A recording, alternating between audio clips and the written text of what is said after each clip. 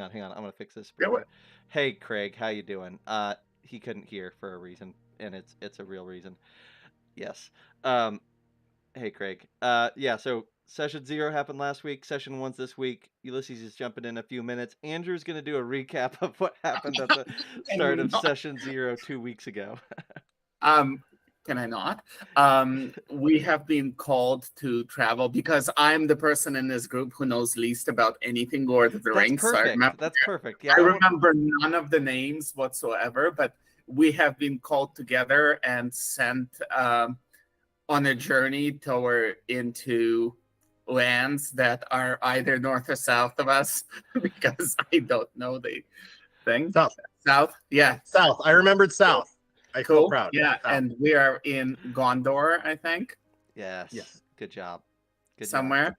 That's yeah, and we are on a. Sorry, I was not prepared for this. That's perfect.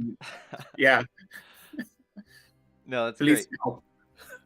Yeah, so I think you covered the highlights, right? So you're headed south. You're part of an envoy who gets the first crack at the nut, which is the city of Umbar. And if you guys fail on your diplomatic meeting to obtain a truce or an alliance, then there is a backup plan, which is Thorongil and the Gondorian fleet making a quick run in. Um, Not a lot of hope, but a little hope in your endeavor.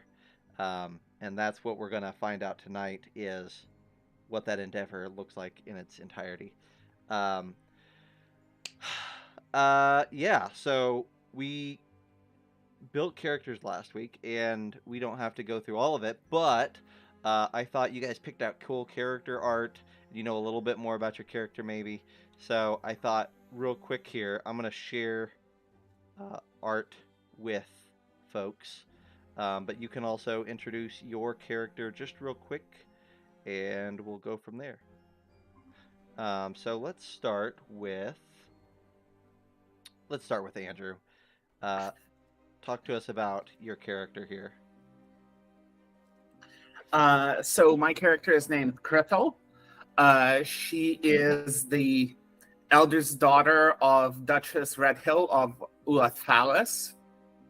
She is in her early 20s, and she's a bit of a wild child in that her family basically has a bunch of orchards and things, kind of a noble family who, raises crops and things. And whereas she had no interest in any of that from a young age and preferred to spend her time with the guards and much to her mother, the Duchess's dismay, and spend the only person in the family who kind of nourished her interest was her old uncle Carwigan, who would take her first hunting and then eventually, on various missions that he went on as he was a bit of a man about the land to do like various dirty work, and not necessarily dirty work, but to fight off the bad guys and, protect the people and protect all the foolish people, as the old man used to say. And so she basically wanted that kind of life, so she learned to fight and etc. And again, when the call came for representatives, it was actually her uncle Carwigan who was supposed to go with this particular fellowship, but he was a kind man, and knowing that this was the life that Gretel wanted, once they had departed, she was to be his part of his retinue or escort. He feigned illness and sent her in his stead. So she is kind of she was not entirely expected, and she is kind of very rough around the edges. So Awesome. Well, the nice thing about this point in Gondor's history is that very little is to be expected anymore. There's a lot of we'll make do, or you know, it, we'll make the best of it. So Crithel's arrival is probably, like you said, not expected, but they pivot pretty well, pretty easily to accepting her in her uncle's stead. Yeah. Oh, and I should mention she is a warden class, Warden. which is the Lord of the Rings, I guess, mix of ranger and fighter type of deal. Not ranger in the ranger sense, but ranger in the D&D 5th edition sense. Yeah. But Yeah. yeah, so she's good with wilderness things and such. Perfect. Yeah, and we should recap for people who maybe didn't watch last time that we're playing the 5e version of Free League's 5e version, which has no spells, no real magic. So you got a wildly different class array, and certain classes are hybrids of classes that you're used to, because when everybody is just kind of an iteration of a fighter or a rogue, you kind of have to get creative. So we'll figure that out. Speaking of which, though, we've got Brian. You're playing as well here, Yes, and indeed. you've kind of got a fun character here. Why don't you describe Zachariah? Yeah, so Zachariah is a character that I played in the last, excuse me, yeah, in the last iteration of Middle Earth, and which would be something like 50 years later, 30 years. How many late? I don't know. I think about 50 30, years. 30 to 40, I 30? think, something in that range. Yeah, yeah. Okay, got it. So I guess that he would be not super young because he was kind of old already. Mm-hmm. But yeah, he is a uh, rather learned scholar. Yeah, that is his scholar, and the whole point of this guy is that he stays indoors. He learns as much as he can about the history of Gondor, about the about what magic there is, about what history there is, about the kings and the queens and the stewards, and just he is the lore knowledge character. And he has no interest in going on any adventure. He's been kind of drafted on this one, not really a lot of energy toward wanting to go there, which is exactly what happens 30 years later when he gets coerced into investigating a Tumno. So one of those characters that just doesn't, of course, not, me, I want to play. So I never, and last time I felt like I struck a very good balance. If the character doesn't want to go, but he has reasons why he may as well. Yes. So it's the same sort of thing this time where he's been told, well, we need somebody who knows the land and the people and the history and who can help speak for folks, even though he is not a charisma sort of character. So yeah, but you're like the traditional like counselor or advisor on this diplomatic mission, right? Yeah. So you may not be the face, but you're the you carry the understanding of what you're walking into. So. Yeah. So very very much isn't just an idiot that only does books. Knows his way around things. And I actually searched for young wizard but yeah, if it's only 30 years, I mean, this guy's probably in his early 40s at this point. Okay. Yeah, I mean, if we got 30, he was probably in his 70s last time. So okay, so yeah, he would be yeah, early 40s. So he's definitely like established as a scholar. Then, he's been well trained. Yeah. He's deep within the tomes and libraries at this point. Yeah, but definitely doesn't want to, not somebody who has left the city many times. Yeah. And never without really needing to. Yeah, perfect. So we've got two other characters, which I'll go ahead and introduce here just very quickly, because we have art for them. That'll be fun. So one of the characters is Garwin of Ecthelion. This is our ranger character. This is played by Zach Francis. Zach is going to miss this session, but hopefully he should be able to land every other session with us. This is going to be our more rugged messenger class. So it's kind of like a rogue mixed with a scout-ish ranger. So works really well with a Ecthelion ranger. So that's going to be Zach is Garwin of Ecthelion. And then last but not least, we have Silmarion Thane of Belfalas, which is played by Ulysses. And that is, I believe Ulysses was playing a captain, if I recall correctly. So that is going to be our third character, and certainly a character that is tied in with the princes of Dol Amroth. She is a Thane, so this is a person of prominence within Gondor. Okay, cool. So those are our 4 characters. I'm going to take you guys over to the map, and we're going to at least start this discussion. Ulysses should be joining us here in the next 5 minutes, then he can entertain this as well. But you guys kind of remember this map, I'm sure. And we're going to kind of recap what the colors mean, and you guys can start plotting what you want to do here. So you guys are up here. Let's make a mark if we can here. Let's just do a free hand, but let's do it in like let's do it in a red. That'll be fine. So you guys are right here in the hex that is Osgiliath. And you will need to get to this hex down here, which is Umbar, City of the Corsairs. I'm gonna have to reload my Roll20 real quick. No worries, no worries. I can't get my character sheet out of the way.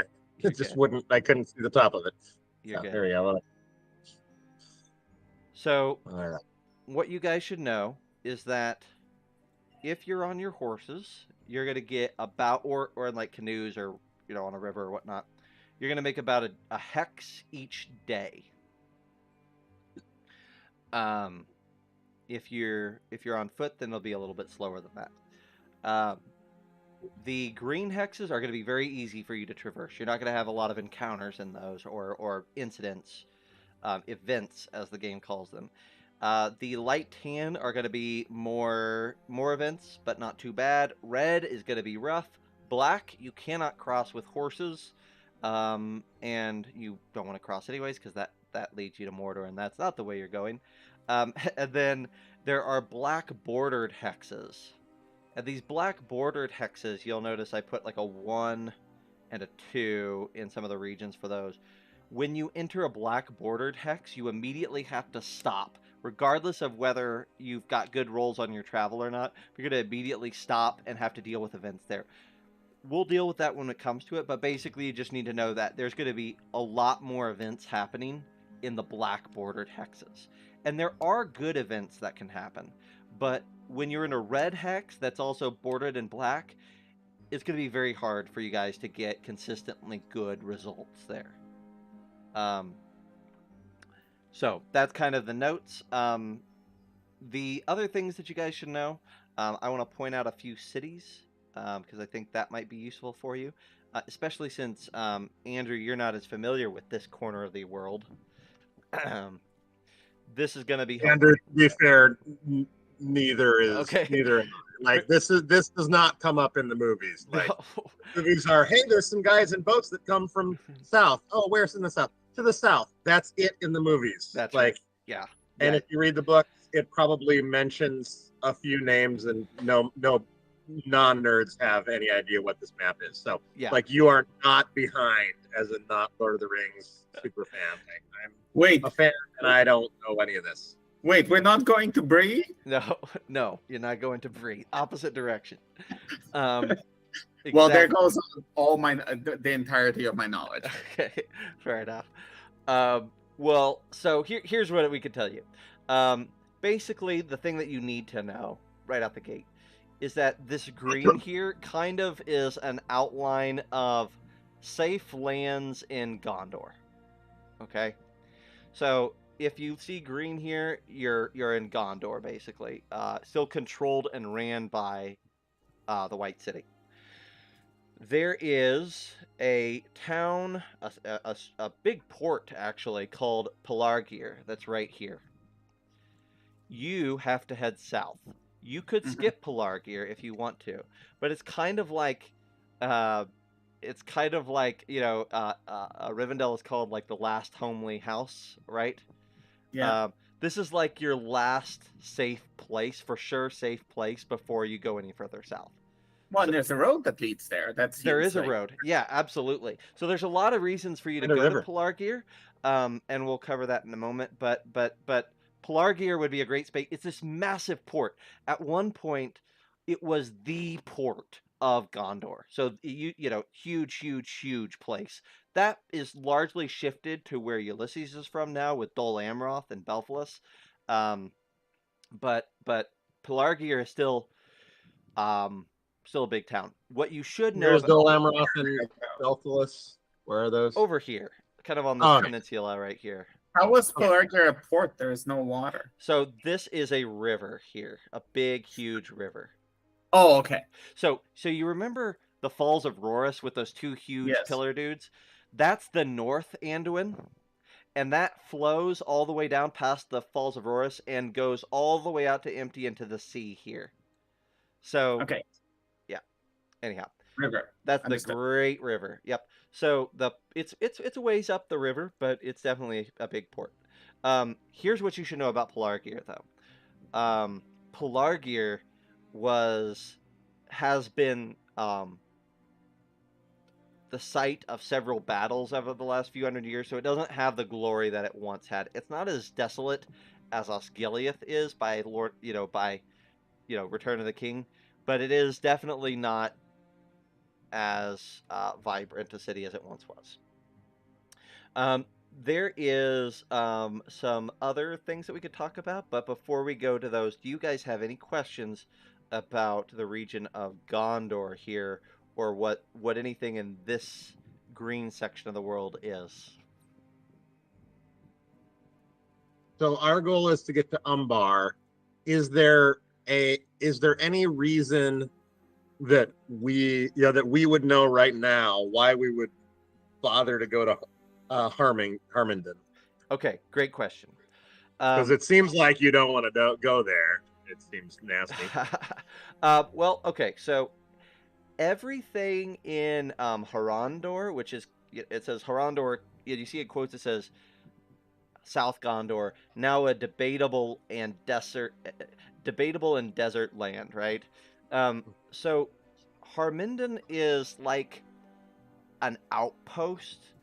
It's kind of a weird town. You don't know a lot about it. You don't get a lot of news from Harmenden, but basically what you have gathered is that it hasn't been fully overrun by the enemy, and there's still Gondorians, South Gondorians that live there, and kind of there's an uneasy maybe truce or at least neutrality that Harmenden shares with its southern neighbors. So Harmenden might be an interesting place just to find out what's going on and to get information.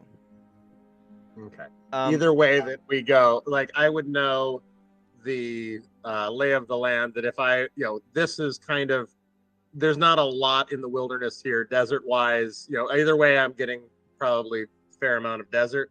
Yeah, desert, like light forest. Think like, I mean, this isn't maybe the best example, but think like Phoenix, right? Or not Phoenix, but Arizona at large, right? So there's desert, there's big, huge like grasslands.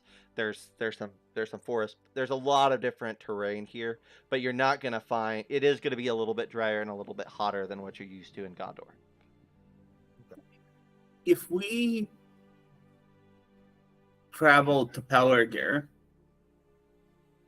would we not be able to just hop on a boat and take it all the way down to Salantir? You absolutely You could. said we're but allowed to. Yep, Ecthelion, Lord Steward of Gondor, requested that you not take, at least until you get near Umbar, you not take the coastal route or the sea route, because that is where Thorongil is going to be sailing the fleet, and they want eyes on the diplomats traveling. Oh, right. Yeah. Yes. We're distracting them from the fleet that's going to totally come in and undo all the diplomacy we're trying. Well, the other thing, go ahead, Andrew. Sorry, just because I am bad with colors, can you explain to me these squares? What color are they, and what are that? Yep. What does it mean? Those are the wildlands. So anything in that tan color is wildlands. It's basically neutral ground where there's going to be events that happen there, but not nearly as prevalent as in the red areas. Okay. One other thing that we can note is Salentir here. Salentir, you guys would know, especially you, Krithel, or not Krithel, Zechariah, is that Salentir used to be a stronghold of South Gondor. But it's been under enemy control for several generations now. So it's kind of like a bastion outpost of Umbar. Theoretically, you have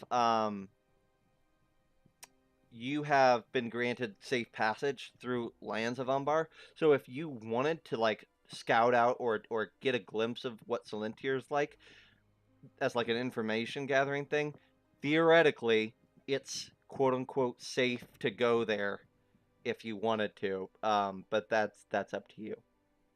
And when you say enemy, we're talking the South Gondor. So it's the folks that I can't remember their name that are south of South Gondor that are part of that are contesting and claiming the lands of South Gondor. Yeah, so you basically have you can kind of see over here on the side it says Harad. Okay, yeah. So the Haradrim are the guys on the Oliphants in the movie, right? Okay, got it. So they have kind of um, intermarried with the Black Numenorians of Umbar by this point in Middle Earth, and so in Umbar you have the Corsairs and the Black Numenorians, all of which are going to have bloodlines of the Haradrim at this point. The further you go east into Harad and the true desert, you're going to find more traditional Haradrim and the Oliphants and everything, right? So Umbar is going to be more pirates, more like dark knights, things like that. And all of them are contesting the South Gondor right now. Yes, absolutely. Well, either way, it seems like Pelargir is the logical first stop, regardless of what we do, where we go from there. Yeah. Absolutely. I would say that you are almost certainly right there. You can't really save any hexes by avoiding it. So that makes a lot of sense. And we can get the lay of the land once we get there. Absolutely. Absolutely. Cool.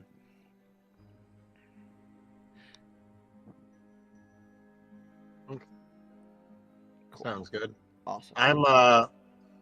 I'm up for whatever the when in Gondor, when in friendly realms, I'm up for taking whatever the most effective, the easiest, most comfortable, free from danger route possible.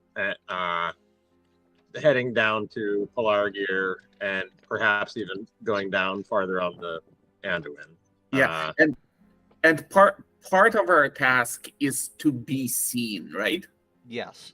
So you're not attracting attention is not the greatest concept when you're out on the road, but yeah, must.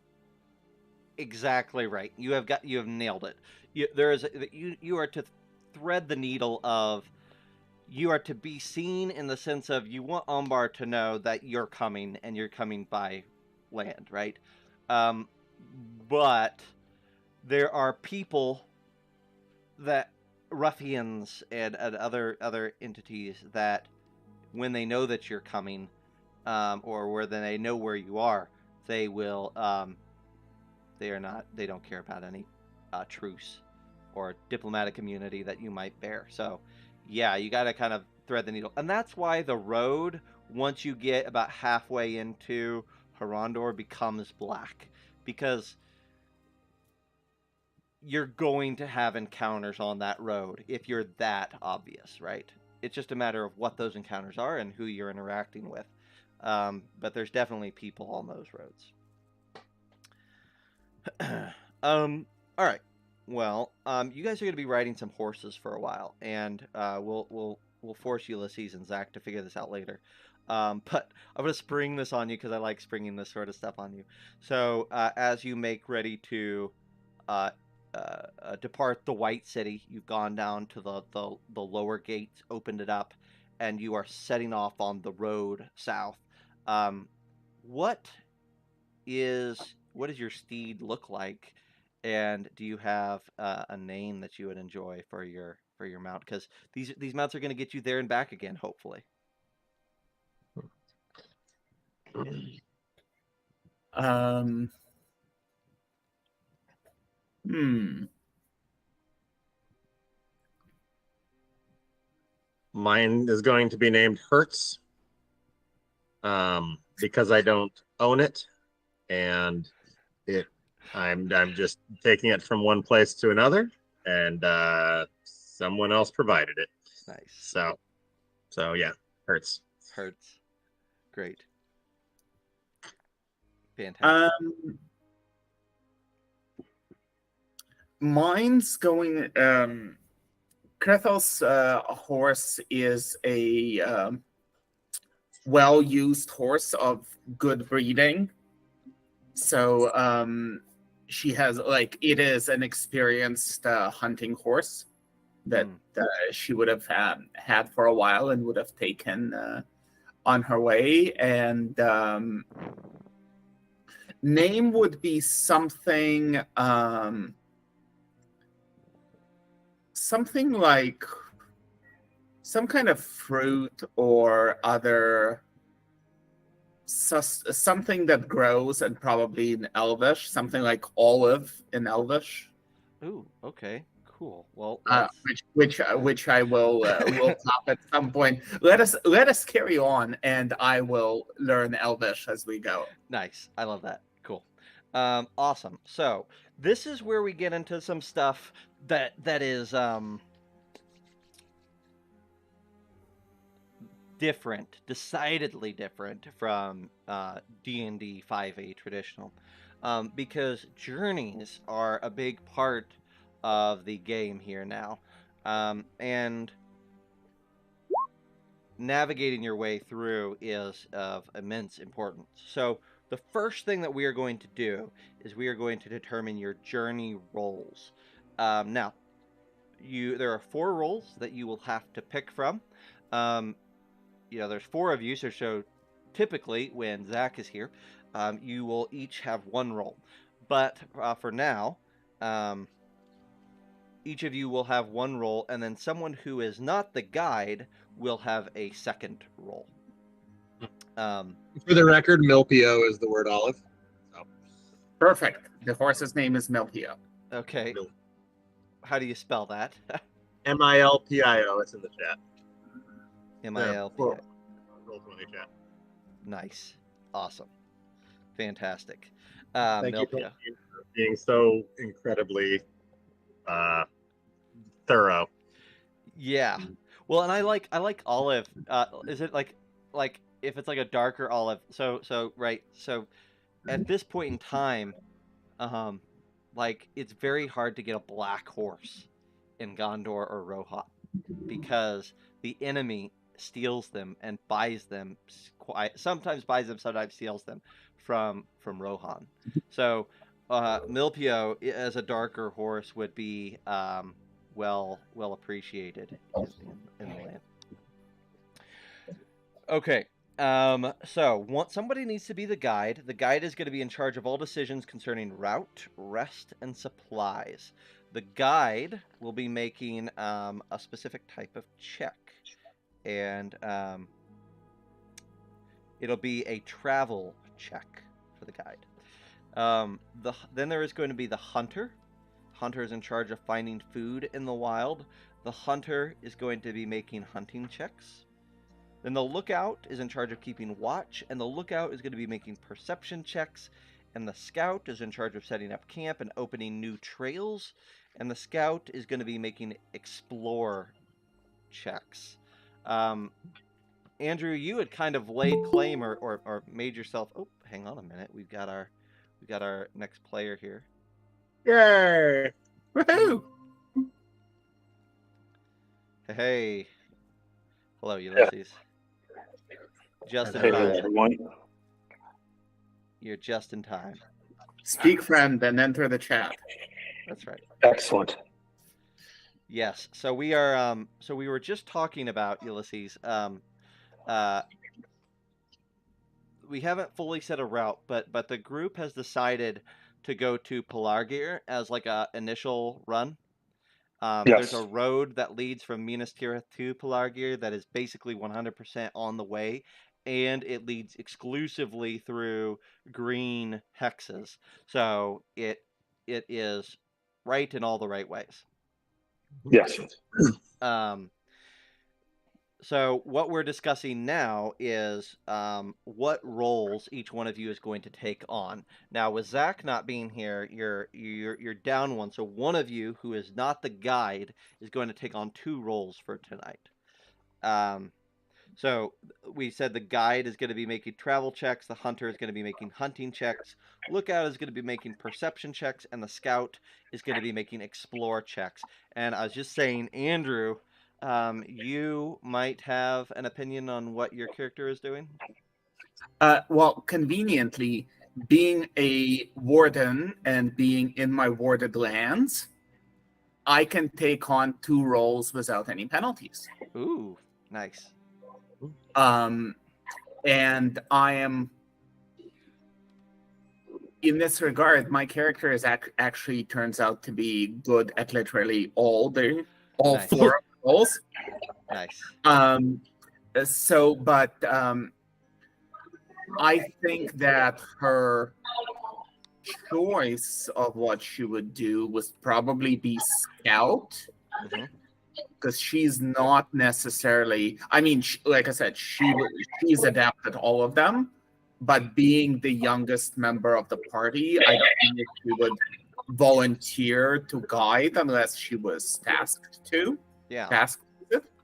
So I think scout and hunting would probably be her 2 choices, but she's willing to take, like, she's good at all this stuff, and she's willing to do whatever is necessary. She's, as much as she is difficult to get along with personality wise in cities and towns, she's in her element out here. She loves being on this mission. Nice. Perfect. Ulysses, do you have preferences on which role you take on? So I think for Silmarion, being a princess of Belfalis, that gives her proficiency in travel. And you said we're on horses, correct? That's correct. Right. And so horses are a specialty for a princess of Belfalis. And so whenever she makes a travel skill check related to that specialty, she doubles her proficiency. Nice. So I think given what Andrew laid out, it may make sense for me to be the guide. Nice. Okay. I like that. Brian, Zachariah has a everything, but I am eager to prove myself. I think Zachariah is currently of the mind that he has some plans for the diplomatic side of things, and really needs to prove his worth, prove that he knows what he's doing, even though he is, of course, has no clue what he's doing. So yeah, he is. He will take whatever role and try and do it with gusto, just so that he can try and prove, because he knows he needs the authority later. Nice. Okay. Cool. Fantastic. So let's go ahead and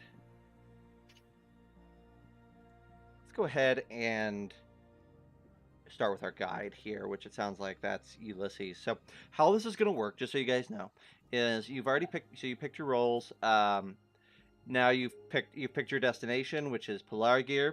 Well, the guide will make a check that will determine how many hexes you move through before you have an event. If the guide rolls very well, then you'll get to make a lot of progress and you'll travel several days without event. If the guide fails on their roll, then you still move forward some, but you'll stop much quicker, and you'll have an event. Now, an event can be good or it can be bad. Yeah, Andrew. I think we've overlooked something very, Oh, very important. sure. Given that Ulysses just joined, and given that Thane Silmarion is particularly adept at horses, we did not find out what kind of horse Oh, that's right. Oh yeah. Silmarion's riding. What's the name of your horse, Ulysses?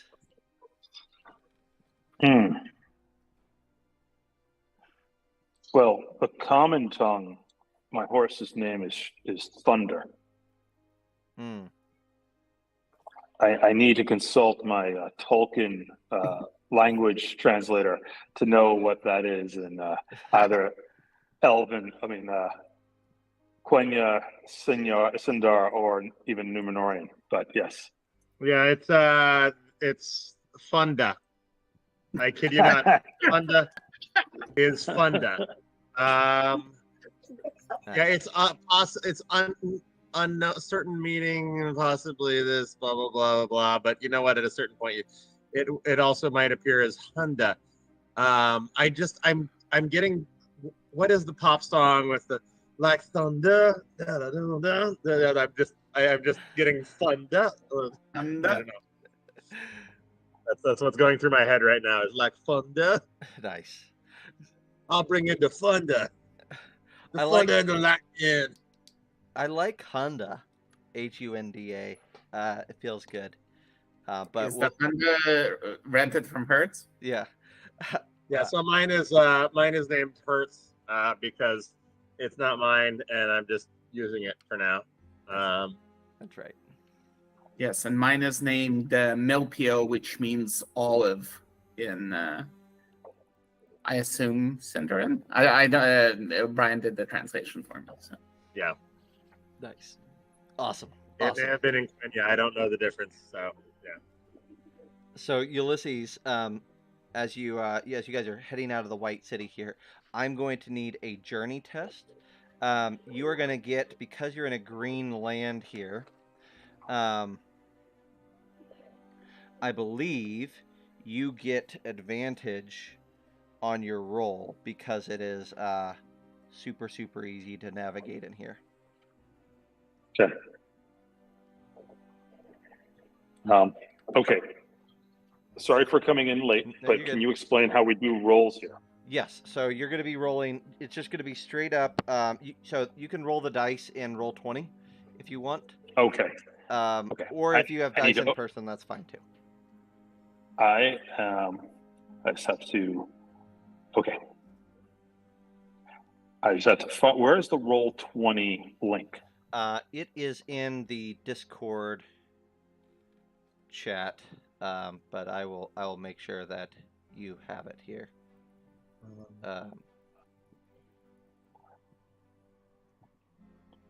Just drop that in, and I will.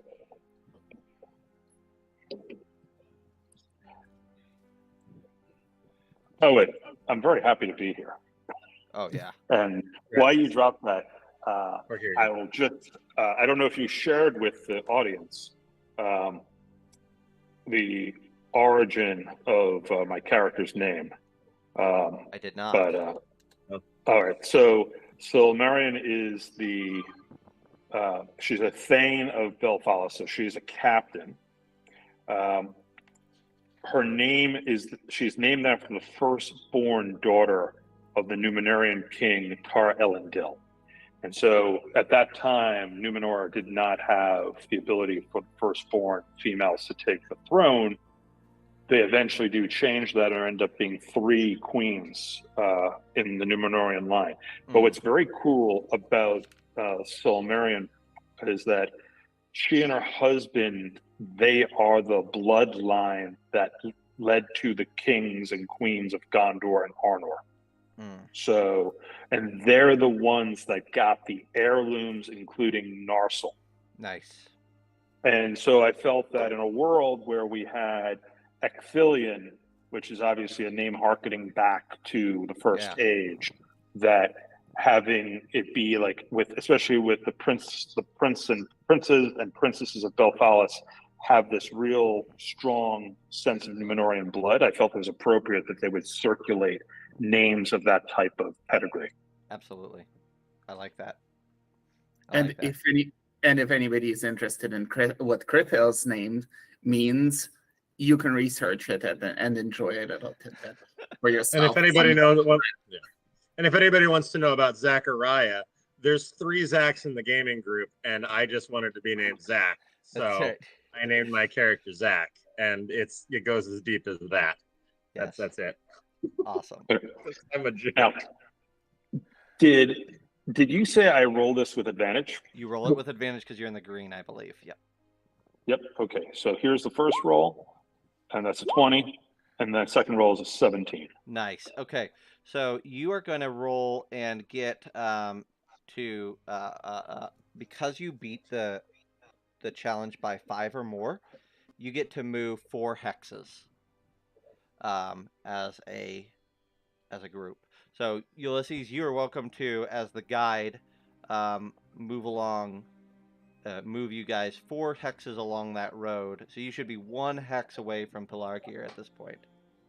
So do we, just for the understanding of how the game works, so we did that one task. There's supposed to be 3 other tasks. We do that after we move? Yes. So we'll cover that. But actually, you know what I'm going to do? I was going to say, we can use maybe a party token. Yeah, I'm just going to use a party token here. So here, we'll grab Silmarian for a moment here. But Ulysses, you should be able to manipulate that so you can move you wherever you want the party to be. Yep. Perfect. Okay. Does that work, that line? That's great. That's great. Yep. Absolutely. And let's make sure I'll get you to the front here. Cool. Awesome. So you are 1 away. So there's going to be an event that happens along the road at this hex. Now we get to determine what the hex, what the roll is. What the hex? Yeah, what the hex. So it can be the scout, the lookout, or the hunter that gets this. We're going to roll a dice to see which one it is, because it's the first one here. That's a 2, so that's going to be the scout. Who's the scout? That would be me. Okay, so Crithel, you're going to have an event here.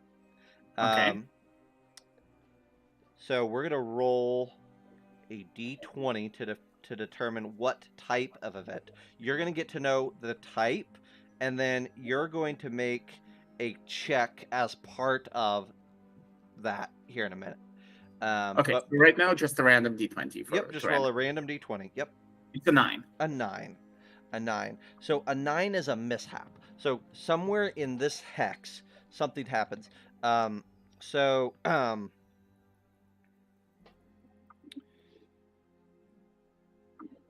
Okay.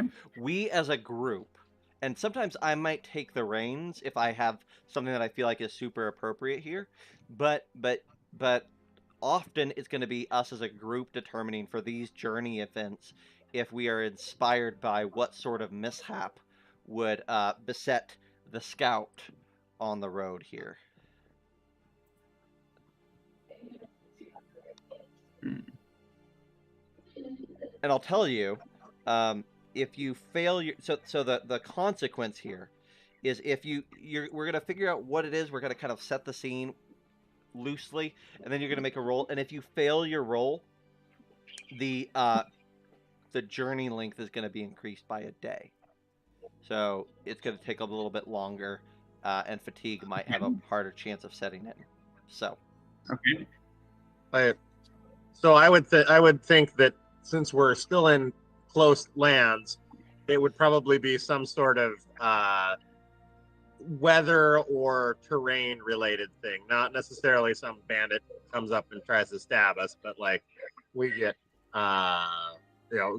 there's been a recent rain and we slip and it's super muddy and something to that effect rather than I think we get caught in an uncovered area.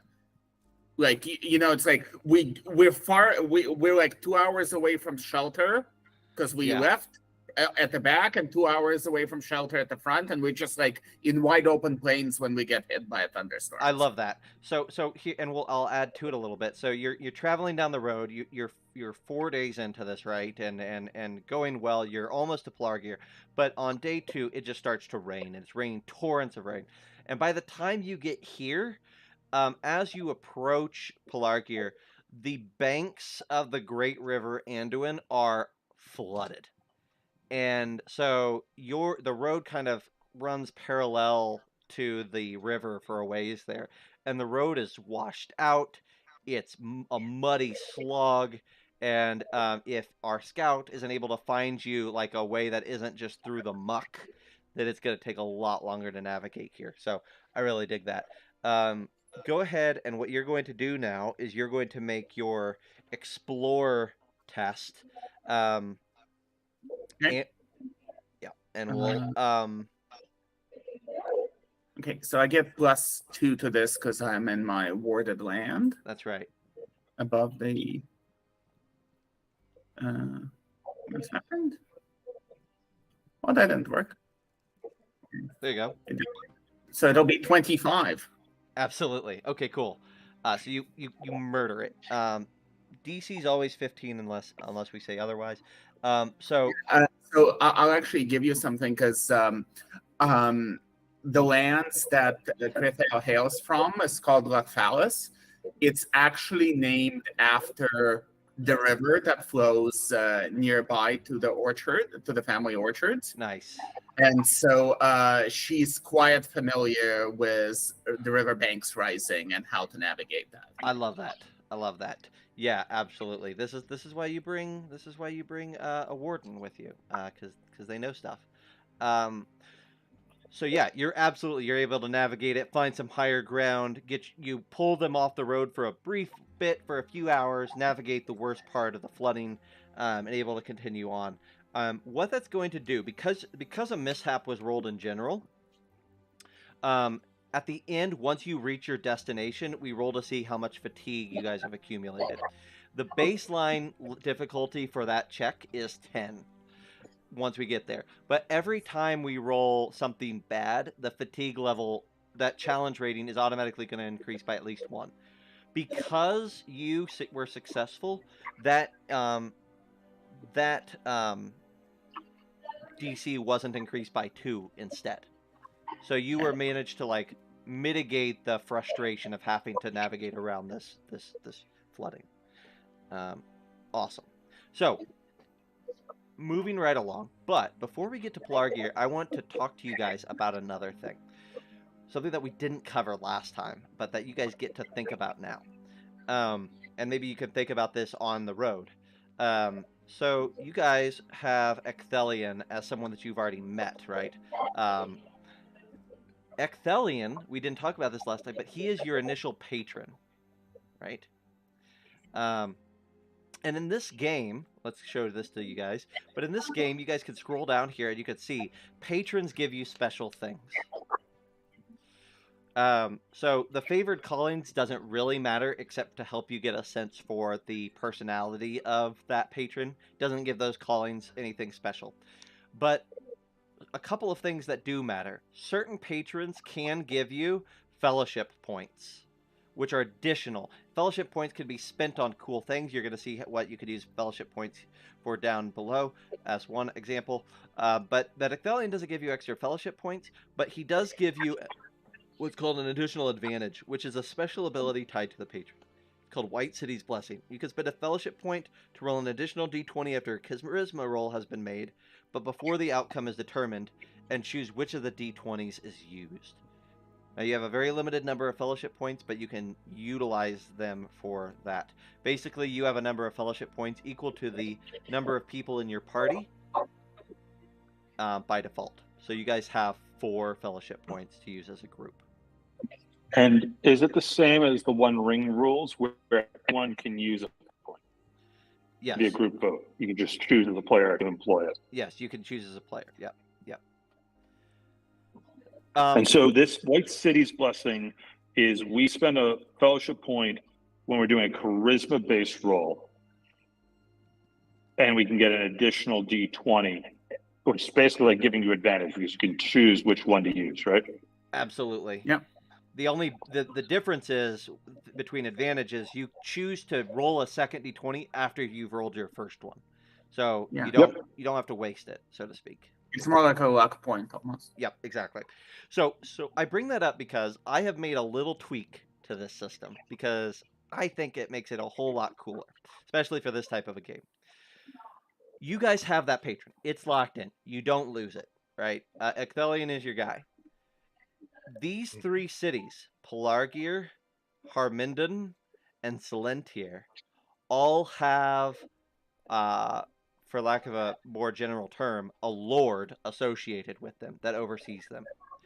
If you visit there, you do a council and it goes well, you can amass additional patrons for this campaign. And those patrons are going to have special abilities, and they stack. So you're not swapping out a patron. You will be able to, if you go to Pelargir and you visit the Lord there, you'll get another one. If the council goes well. Now I say that because as you're traveling, you really are getting ready to go to a fork in the road where you're either going to travel, I'm guessing, either going to travel the somewhat westerly route, and you're going to pass somewhat close to Selentier. Selentier is a stronghold held by the enemy, once a stronghold of South Gondor, now a stronghold and bastion of Umbar. You could go there. You technically have safe passage, and if you were able to parlay successfully with that lord, that could be a huge boon going into Umbar, right? Could be a big deal.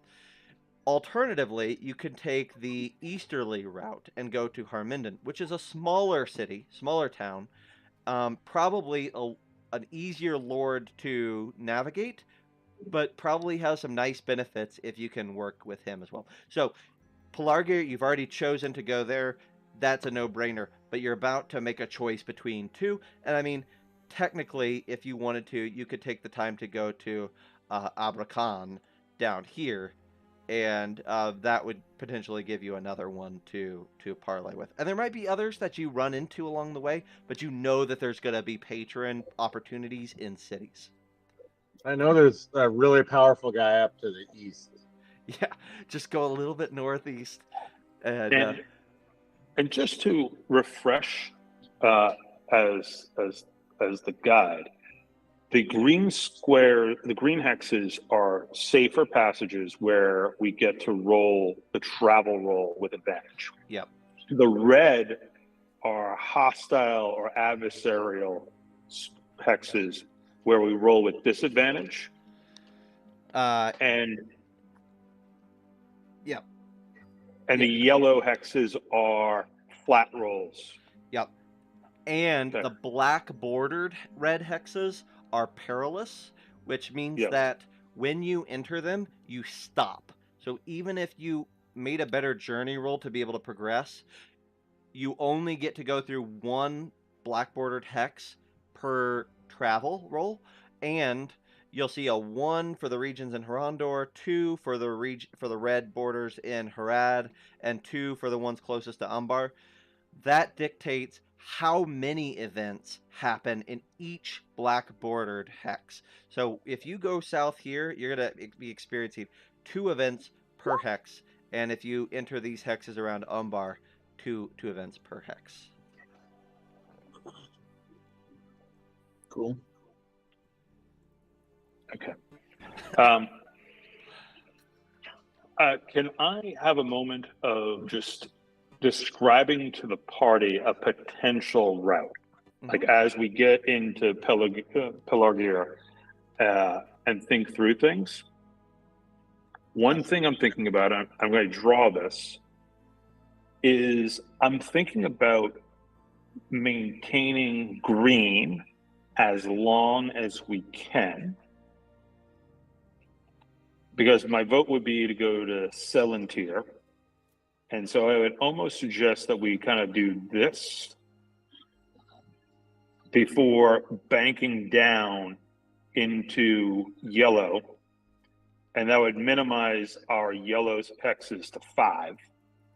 We avoid red, until we're on the threshold of Celantir, and then we could just go in, and So we'd have to stop anyway. so just as a quick adjustment before you get any further into that, you probably want to cross before the delta. So if you could back I was that going. up, That was actually my question of clarification with you. yeah.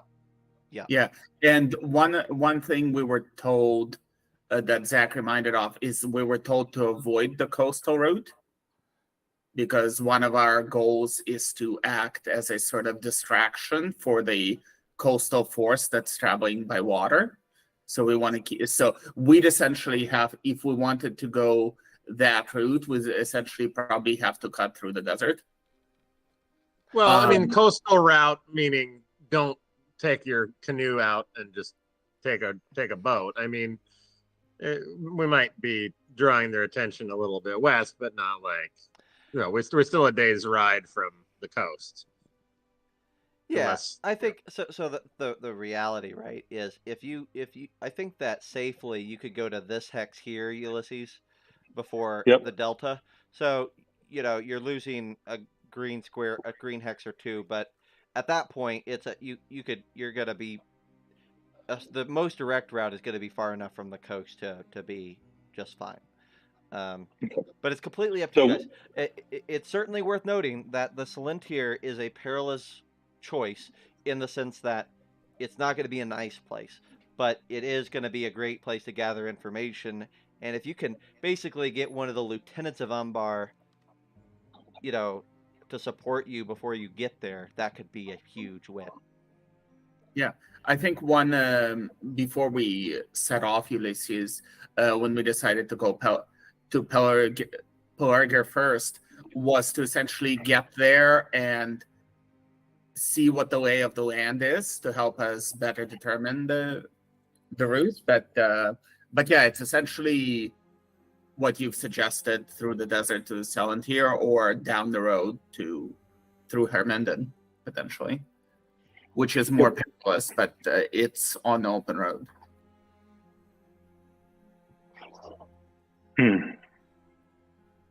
I mean, my character is up for the, is very much up for that route, and either through Celantir or straight down to Umbar. It kind of, hey, why waste time? Let's go. Let's get this over with, sort of thing. Yeah. Cool. Well, I love this. Let's have you guys can think about it a little bit because you gotta experience Pelargir before you have to make this call, right? So I need, because you did not get all the way to Pelargir in that journey, you have to make another journey roll. So go ahead and give me another journey roll, travel roll with advantage, Ulysses. It doesn't really matter, but it's flavor. So Sorry, just a quick question before we do that again. When is the fellowship phase? So the fellowship phase is going to be something that happens. Basically, think of fellowship like downtime. So theoretically, if you guys wanted to take a pit stop in Pelargir, you could have a fellowship phase. Okay. Because it's a safe place, a safe haven. You weren't told you're on a significant time crunch, other than once the fleet sails, but you have some time, so you could have a fellowship phase there if you wanted to. Okay. Sorry. Go ahead. Okay. Advantage or advantage. Nice. Okay, so that's beautiful. So you're going to make it to Pelargir, but you have an event because you only have to move one hex. You definitely did that. But we're going to find out there's still an event that happens in the area around Pelargir for you guys. So we're going to find out which one it is, and it's not going to be the scout this time. Now let's roll that again. Okay, so 4. Who's the lookout? I think that's me. That is you. Okay, would you give me just a straight D20 roll, Zachariah? That I can do. As soon as I get Yeah. 5. Yes. As Chad is saying, let's hope that you guys have better luck on this mission than Princess Leia did on her diplomatic mission. Yeah. All right, a 5, great. So ill choices. So great. So what this is going to mean as you're getting close to let me consult their suggestions for what an ill choice could be. I'm going to look at that real quick. But basically, this is perfect because first off, your fatigue saving DC is going to increase by 2 because of an ill choice. So we're going to increase that automatically by 2. But then you have the chance here of also taking a shadow point, which will be really fun. Um, um, And that would be for me as the lookout. So yeah. So let's talk about an ill choice here, and I think we already know what this is. I think this ill choice of Zachariah, even at this stage, is doubt. Because you are expert and confident when it comes to your books and to knowledge of the land and to knowledge of where you're going. But when it comes to just keeping an eye out for danger, there is, there is no confidence, I would argue, in Zachariah's mind. I was actually thinking that he had that he was my thought as I was figuring out what I would what sort of ill choice I could make. I was thinking he might have thought, well, everything will be fine if I go out and I check this out. Well, there's a noise, and I should go check out the noise because that not I'm not necessarily a coward, but like there's a noise, and if there's the noise, then I should ignore the camp and figure that out. We're in Gondor; it can't be too bad, and I should go do the thing. And makes a very definitely makes a rookie error, but not necessarily out of doubt, but because it seems like the book idea, the smartest thing to do would be to do this rookie error that no one else in the party would do, but they're all asleep. That's great. So I was thinking not a doubt sort of thing, but just a rookie error because he doesn't know what the heck he's doing. That works for me, absolutely. So what that ill choice is going to do is it's going to force you to make a wisdom saving throw, Brian. Yeah. Let me find the character sheet. And wisdom. There it is. Edit sheet. No, don't you dare. How do I want to create this character? I don't want to create this character. I already did create this character. If I click edit sheet directly, we're gonna cross our fingers and hope that it stays. Nice. It stayed. It stayed. We're good. Alrighty. Wisdom save. +3. Very good. Very good. So 22. So let's talk just for a moment about what would have happened if you would have failed. Yeah. You would have taken a point of shadow. If you get if your shadow points build up, if you get a number of shadow points equal to half your wisdom, then you start decreasing the fellowship rating of the company. And if your shadow points ever equal your wisdom fully, then you become anguished, and all of everything that you do is at disadvantage. Nope. Wow. So and you can get rid of that with some fellowship phase, right? So just as a note, you don't want to be anguished. It can suck to be miserable, which is getting to half, but you guys aren't. I mean, so far it's been easy riding, so no issue. Oh, yeah. Okay. So you guys have successfully made it to Pelargir. So let's show you some cool stuff as you enter this city.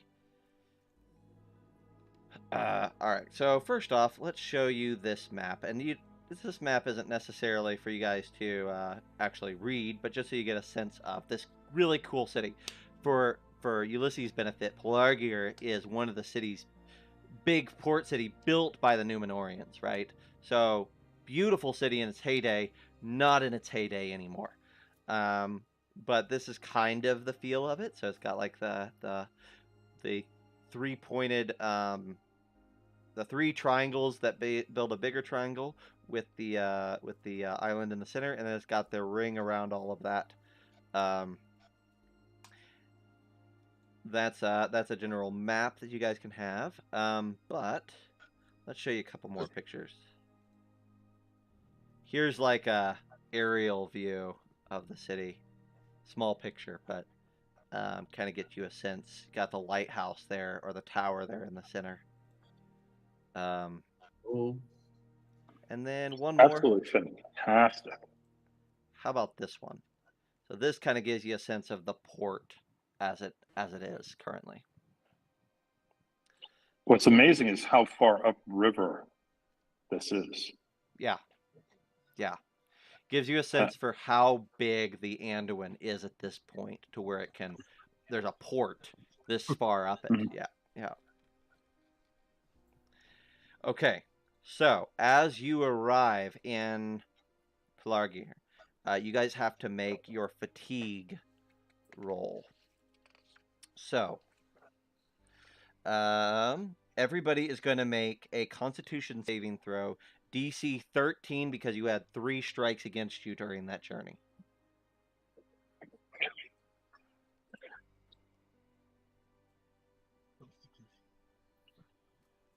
You said wisdom?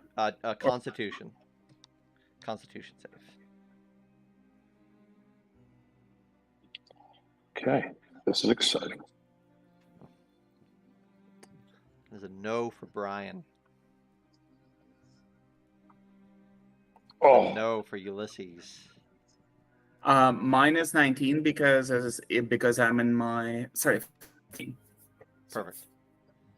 So this is a low consequence roll because you're arriving in a safe place.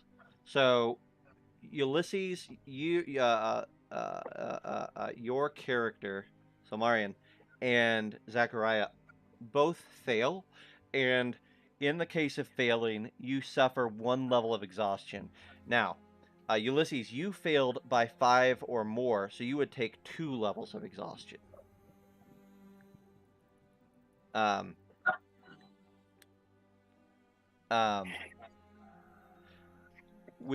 That said, so we'll cover this in a we don't have to worry about this right now, but because you're on mounts, you would get a little bit of a bonus, but we're not going to worry about that because this is a learning experience, and you're in a safe place. So what this is going to mean for you guys is that in order to kind of like get Salmarian back up to a stable condition, you guys are going to want to spend several nights here in the city. This isn't going to be like a passing through very quickly.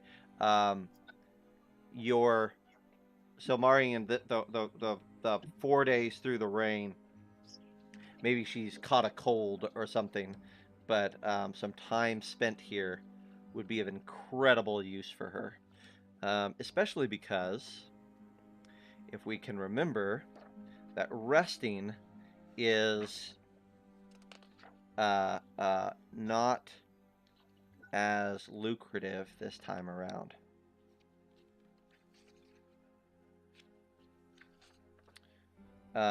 Resting, a long rest,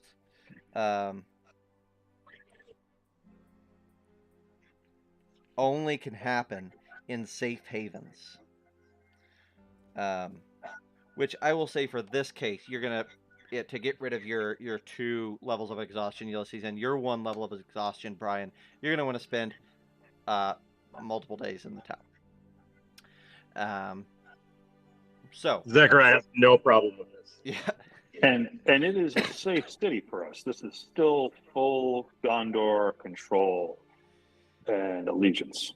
A few generations back, this city was conquered by the Corsairs, but within the last 20 years, you guys have reclaimed it, and it reclaimed it in full.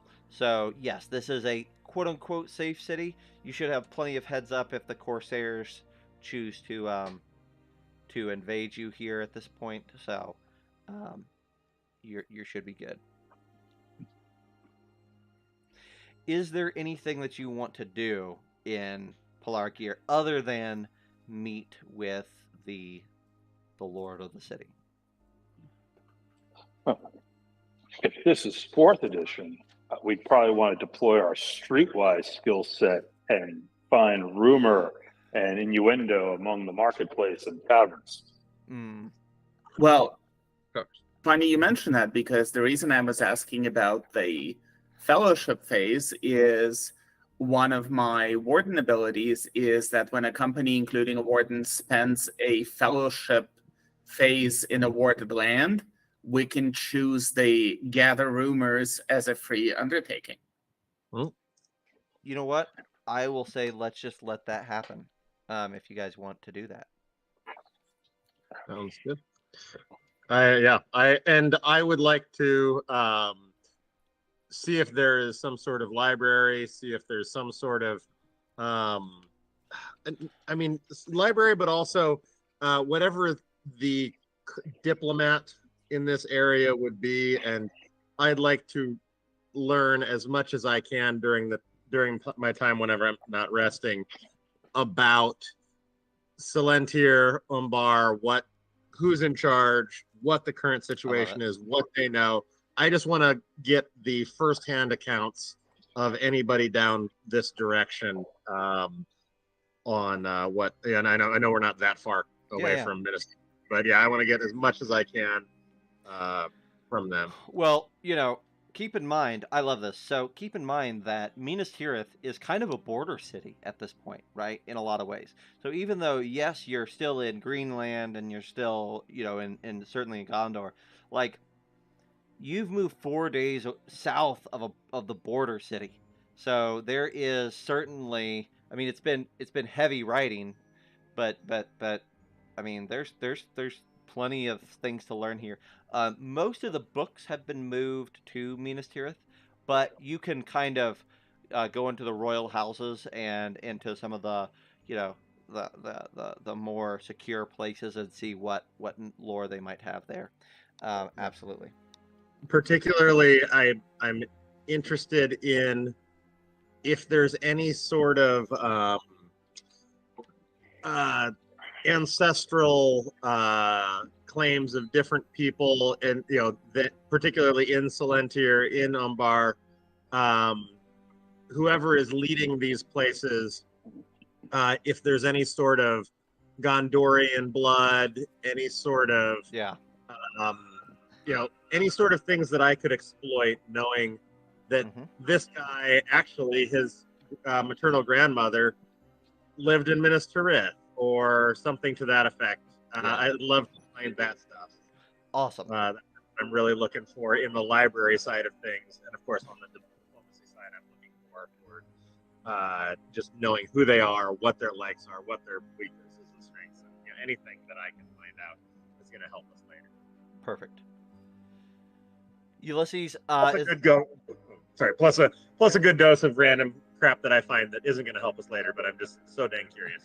100%. Ulysses, is there anything that you want to do before you dive into a council with the Lord? Yeah, I was just checking one thing. So, as you know, based on our session 0, my background is Skywatcher, right?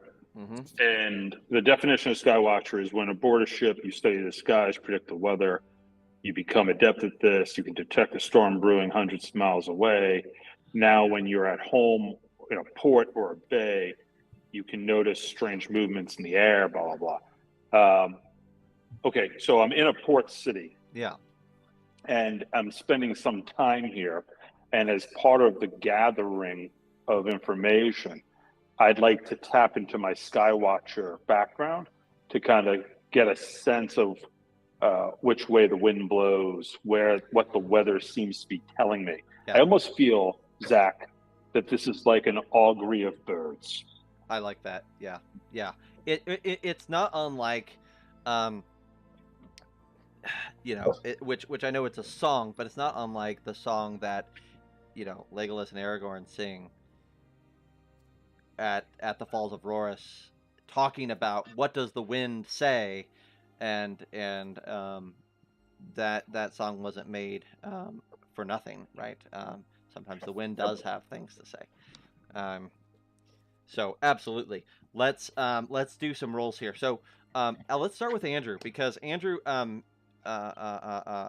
Crithel, you have an ability, so you're not going to have to roll here. So what I will ask you instead is, what, in a general sense, what types of rumors are you hoping to acquire?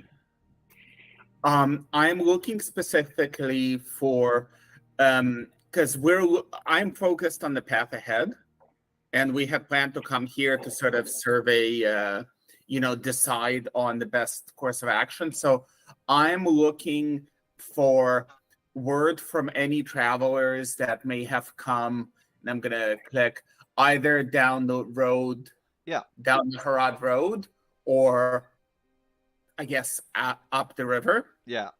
recently, or anybody that's come through the desert, if anybody has. Yeah. Just kind of what are travelers saying? What have they seen on the road? Kind of just to get a sense of if any direction is particularly more dangerous or particularly more, open at the moment. Just that sort of thing. 100%. Great. So I'm going to roll a die here to see what you're definitely getting a rumor, but what direction is the rumor coming from? Okay. Cool. So the rumors that you get initially are about the river routes, and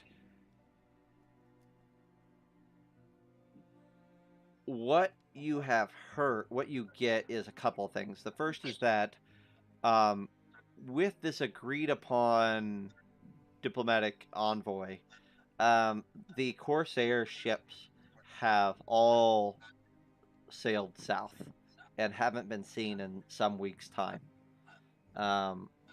So there's a lot of hope in the city. There's an encouragement there that the Corsairs are miles and miles and fathoms and fathoms away, right? They're not anywhere near, at least by ship. I think that would be the key thing that you would get from that. I think that other than that,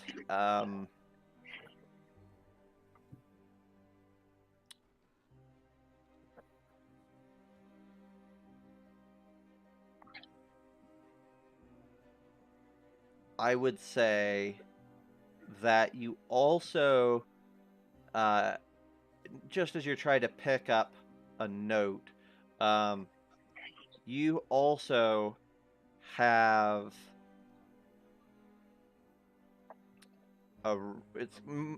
you hear talk of a village that lies along the fords, just south of Pelargir here too. So not every town is on the map, right? And there are certainly going to be times when you stumble across some sort of habitation.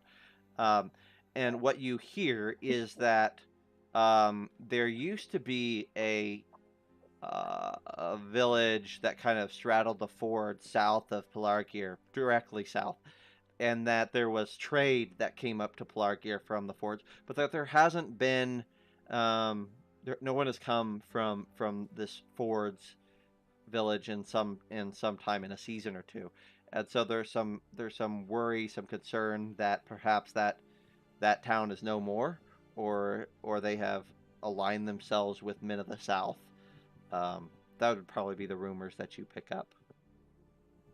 So, in our mindset here, given that we have a clear mission of where we want to get, our company we're the sort of company that would treat this rumor as, that seems like a bad place, we should avoid it, not as we should find out what happened to the village and save the villagers. Like, we're not that kind of company. And I was looking down. Which town were we talking? Harmondon or Celantir? Well, it's actually not on the map, but there's a rumor that there's a town over here by the Fords River, somewhere in this general area that they haven't heard from in a couple of seasons. So I think my takeaway is that let's not go this way. Ulysses, you're muted, I believe, as you're talking. So Marion would agree with you. We're on a mission to get to Umbar and execute a diplomatic. Yeah. Yeah. I mean, unless it Initiative. turns out that they've been wiped out by our enemies, and we find out that the diplomatic mission is failed before it's begun, in which case, I guess we still have to go as a decoy in a failed, useless mission. But yeah, I mean, it might be nice to know why. But that's neither here nor there. We do have a mission, and I'm not interested in going out of our way. So Perfect. Both, and at this point, both Harmondon and Selentir are no longer Gondorian cities. Selentir certainly is not. It is fully in control of the Corsairs. Harmenden is a question mark. Harmenden is a border city in a way that Pelargir even isn't. Harmenden is. You hear strange stories coming from that. Like, it's deep into contested area, but you hear like people still come up into Gondor and speak of traveling from Harmenden and the area around it, and they speak of it being kind of like this uneasy, neutral ground, but still under the guiding hand of men of South Gondor, of Rondor. So it's kind of odd, and you think that there's probably some stuff going on there that isn't advisable, but it also seems like there is a possibility that that place might be some sort of a crossroads of information and individuals.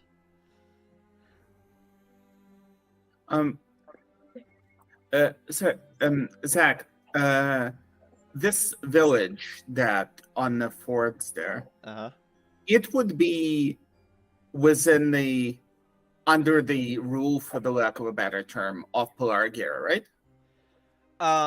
Yes, that would be yeah, sure. Yeah, so I will say to Thane Silmarion, just another thought as we go to negotiate with the local lord. Perhaps we could parlay this knowledge of the unknown village, if need be. We could offer to pass by it, to investigate it, if it grants us certain benefits with the Lord of Pelargir. Something to keep in mind for when we are negotiating, that is perhaps an opportunity for us.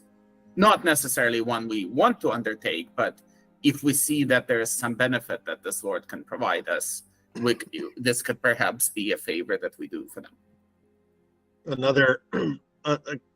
Another idea is that if it turns out that something has befallen them, particularly from our enemies to the south, of course, if they're enemies to the east, that's a different story. But enemies to the south, if they've screwed around with there, then perhaps, and we find out about it, then perhaps we could talk to Minas Tirith and send a feint in to draw the forces away while our fleet just wipes the floor with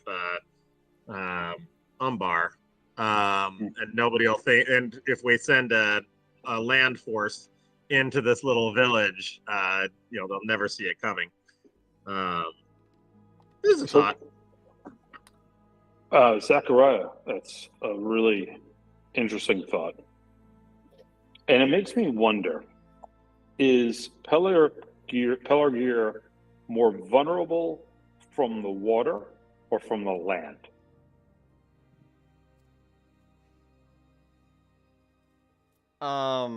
As a fast statement, there's a massive ring of wall around it from the land, so it would be sieged if it was from the land. from the ships, there are not huge, massive stone gates that block the port. So you'll have some heads up because people come up the river, but once they get to the city, it's more of an access. If they come from the land, they'll have to contend with the wall. Mm-hmm. So, look, and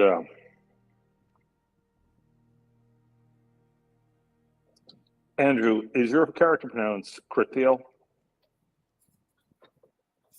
I've been saying yes, but I've been saying it as Krethel was a shorter AE. Okay, Krethel. Okay, that's fine. I'm happy to do. But the way you said it also works. So. I'm just, Crithiel, I'm pondering your question about the mission. This idea that we've heard these rumors about a potentially fallen village. Is our mission to scout the lands of South Gondor? No. And so I would say if in our audience, our council with the Lord of the city of Pelargir results in their requesting us to do something about this village, I think we can entertain it, but I don't think we should voluntarily necessarily do it. No. That's exactly what I was saying. Is that if it looks like we can get favor from the Lord, and we need to do something for them, this could be a thing we offer up. Like, hey, we have heard that that you've had no word from this village of yours, and we would be able to check it out for you if if you offer us protection through your lands or what. Yeah. Yes, certainly not volunteer to do it because we have other things on our mind. Yeah. Let's while you're pondering that, let's go ahead and have another roll happen here. So, Brian, Zachariah is researching and trying to find out histories of people and things of the South. Go ahead. What I would like, since you're trying to find new information that you don't already have in your books or in your brain, I need you to make an investigation check for me, please. Okay. Let's see here. I believe I get an extra D4 on that. Let's see here. Investigation. And I as I was looking through my characters, I have an extra couple of proficiencies that I might be able to add elsewhere, Nice. but I don't want to commit to putting it in investigation just so I get an awesome roll now, and then it turns out, actually. So we'll just roll it straight, plus the D4 that I also get. Is the D4 from your wondrous item? Yes, it is. Cool. So, chat, Brian Scholar gets a wondrous item, which is kind of like a magic item that you start with, or it's kind of what magic items that aren't weapons or in armor are called in the game. And wondrous items level with the character. So, Brian, a wondrous item is always tied to a skill. So, Brian has chosen investigation for this book that he carries with him. As he levels, when his proficiency bonus increases, the dice that he gets as an extra additive to his roll also increases. So right now he gets a D4 to add to investigation checks when he uses his book, and when he gets to proficiency level 3, it'll increase to a D6. But that's a 13 is what it looks like with the roll. Cool. Yeah, and so then this is for the investigating, what's going on, not what it would be a separate, it would be a deep lore roll if it were like looking into their the heritages and things like that. Yeah. That would be okay. Cool. Just so this is for what's going on right now. Yeah. So what you get is largely what you expected to get on this front. No great insights. What you get is basically that there is a lot of. It used to be conflict, and the expectation is that in the coming years there will be conflict again. But right now there's just this uneasy silence in the land, especially in Pelargir and the lands immediately surrounding it, where there's not a lot of conflict. and there's movements of troops and different things like that. But by and large, it's quiet, and it's uneasy quiet. Go ahead and make your deep lore check to see if you also know any, or old lore check to see if you know anything about the peoples that you're about ready to engage with. Okay, and this will be actually +7, so it'll be 2 more than this. Okay. 10. Okay, well, I'm not getting. So 12. 12. So I'm not rolling great yet. That's okay. I'll save those for later. Yeah, so probably what I can tell you there is you would know that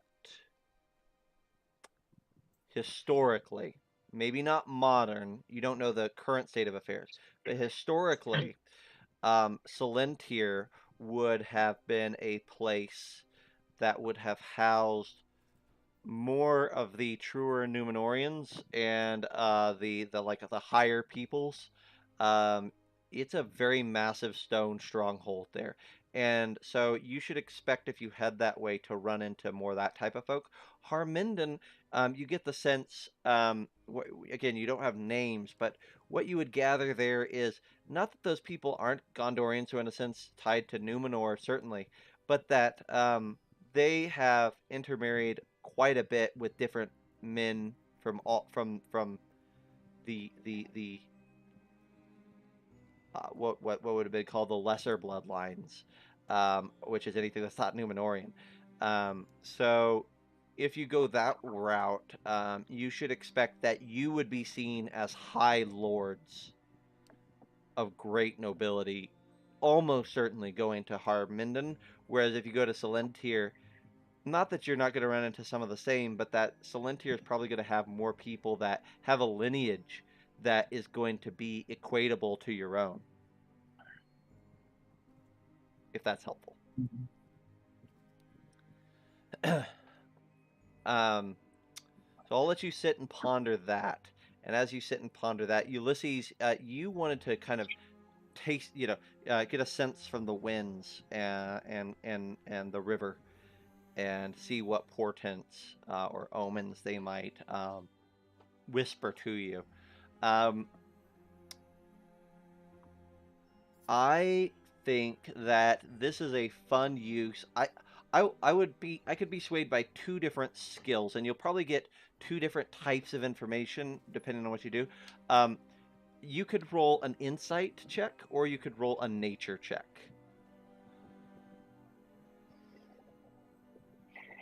Nature is going to get you more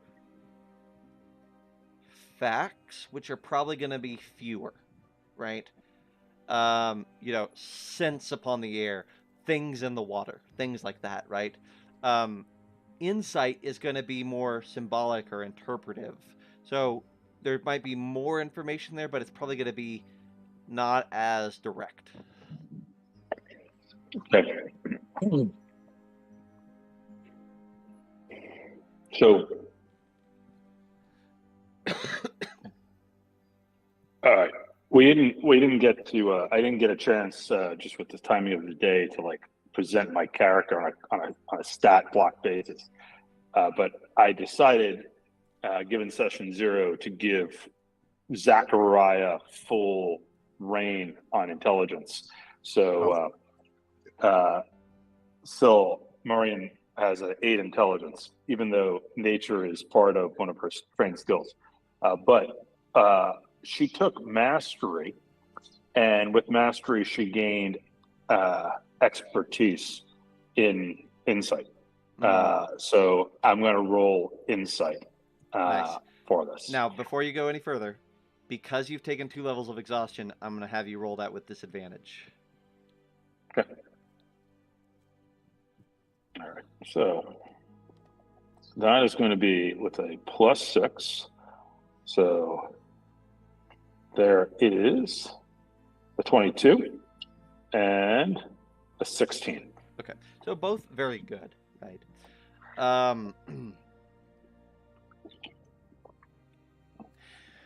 So Marion, a great spot for you to stand for this, right, is to go up into the tower in the center of that 3-pointed space, right, and to gaze outward, and you you could walk around the balcony there and feel the wind from all directions. And if you stand up there long enough, the wind will shift a bit and give you insight from different locales, right?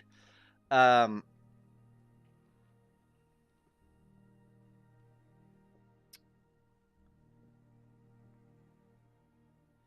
you you stand probably on the the wind that communicates the most readily is the wind that comes from the east, and it's not a wind that you would enjoy. This wind is warm, it's stifling, um, and it's stale at the same time. It's not a refreshing wind, and you know that wind comes from Mordor, and it may not have the potent stench, the sulfuric fumes that come later in Middle Earth, right? When the war actually starts to brew. But even still, you find yourself quickly moving away from that and praying that the wind shifts so that because nothing good ever blows from the east, right? So if you maybe move to the other side and you inhale and you smell the salty air coming from the sea and from the Anduin Delta, um, and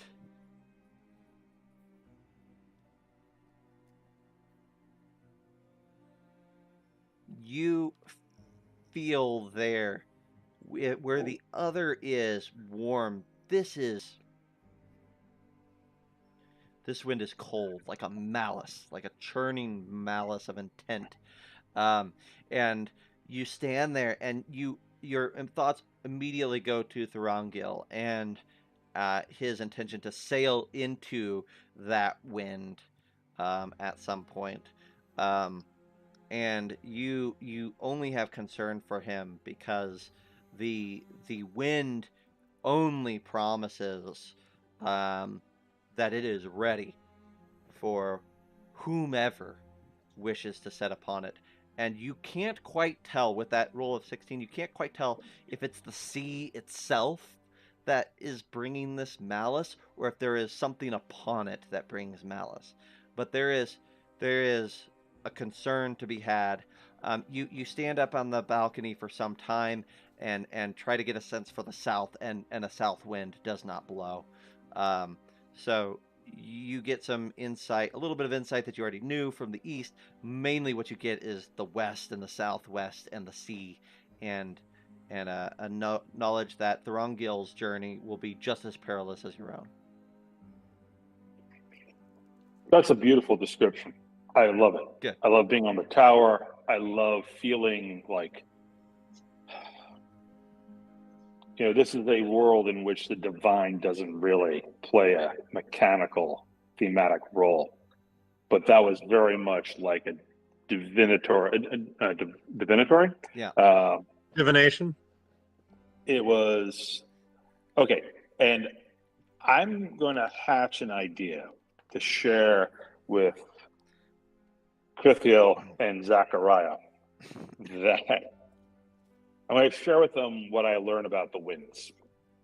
And while I was an advocate as we approached Pelargir to do this route, along the Anduin, ford it, and kind of go in the interior to Sellentir, given what I sensed in the wind and given what Zachariah found in his studies, I actually think I could be convinced by the party to do the following.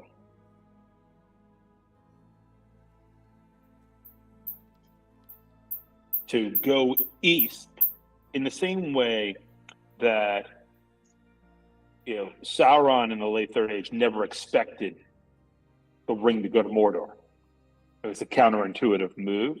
Like, I almost feel maybe it's a counterintuitive move in our plunge into diplomacy and to get to Umbar, to take the roundabout route of going east and south to Harmondon. Just throwing it out as a provocative idea. And by the way, I'm exhausted. So what am I even thinking clearly? I love it.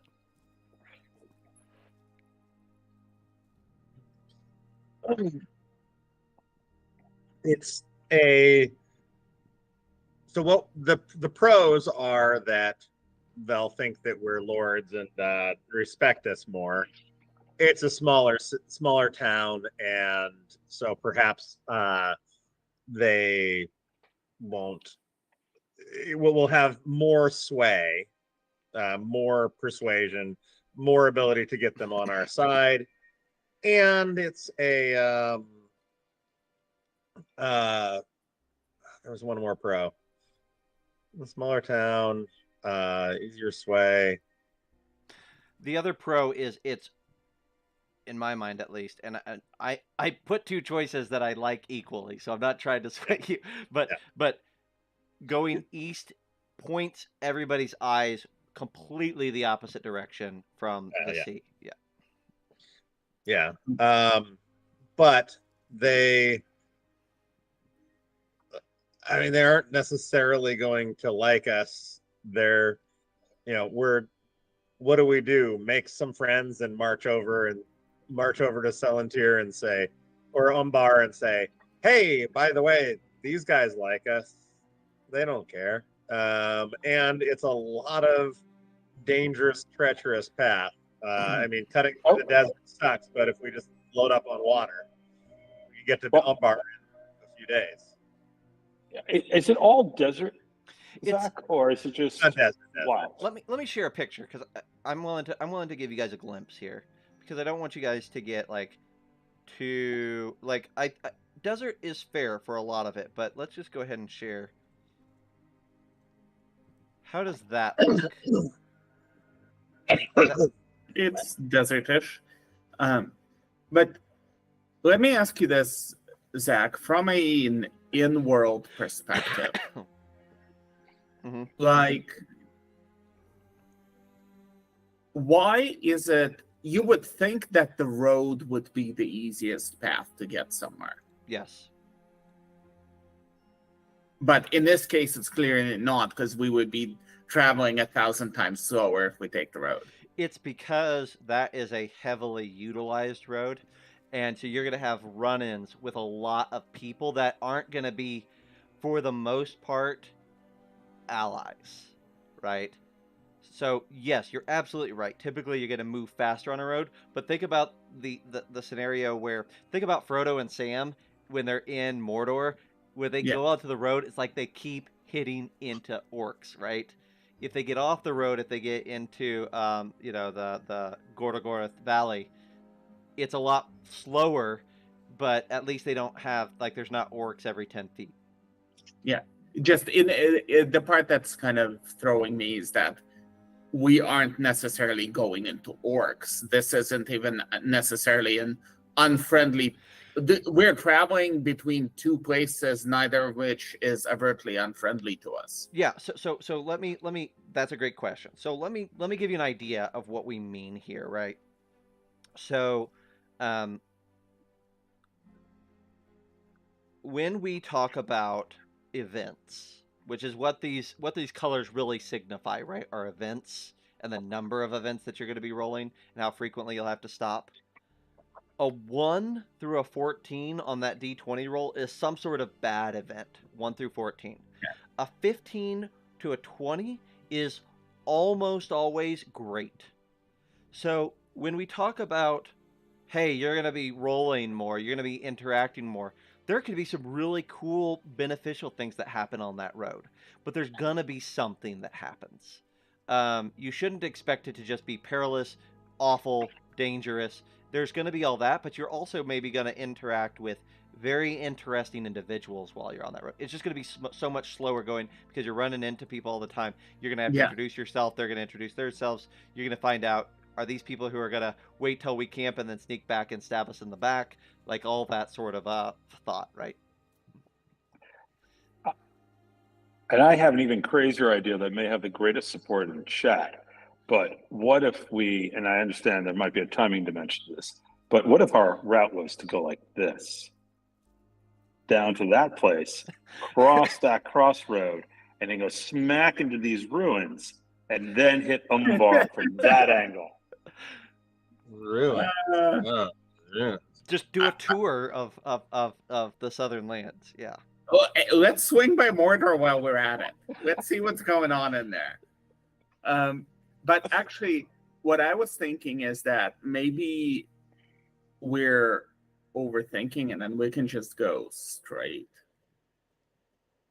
We can cross the road, kind of see what the situation is on the road, and just take the shortest route without circling around. But anyway, we should probably have our... And yeah, I was gonna say, Yeah.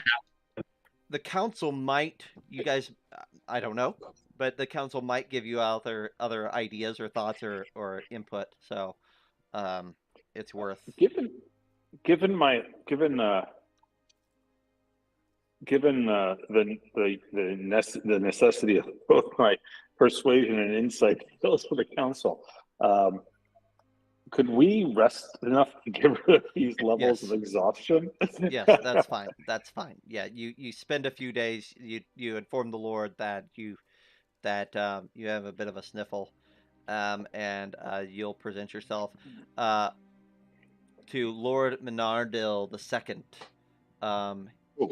Can you put that in chat? Oh yes, I'm going to show you him in just a moment, probably. So my question to you guys is, a council is probably going to take, let's say, 15 minutes. Do you guys want to do this council now and then kind of wrap up shortly thereafter, or do you want to save that council for next session? I'm okay with now. I'm good with now. Okay. No. Okay, cool. Awesome. So you are then brought before the Lord Menardil II. Let's show you what that looks like here.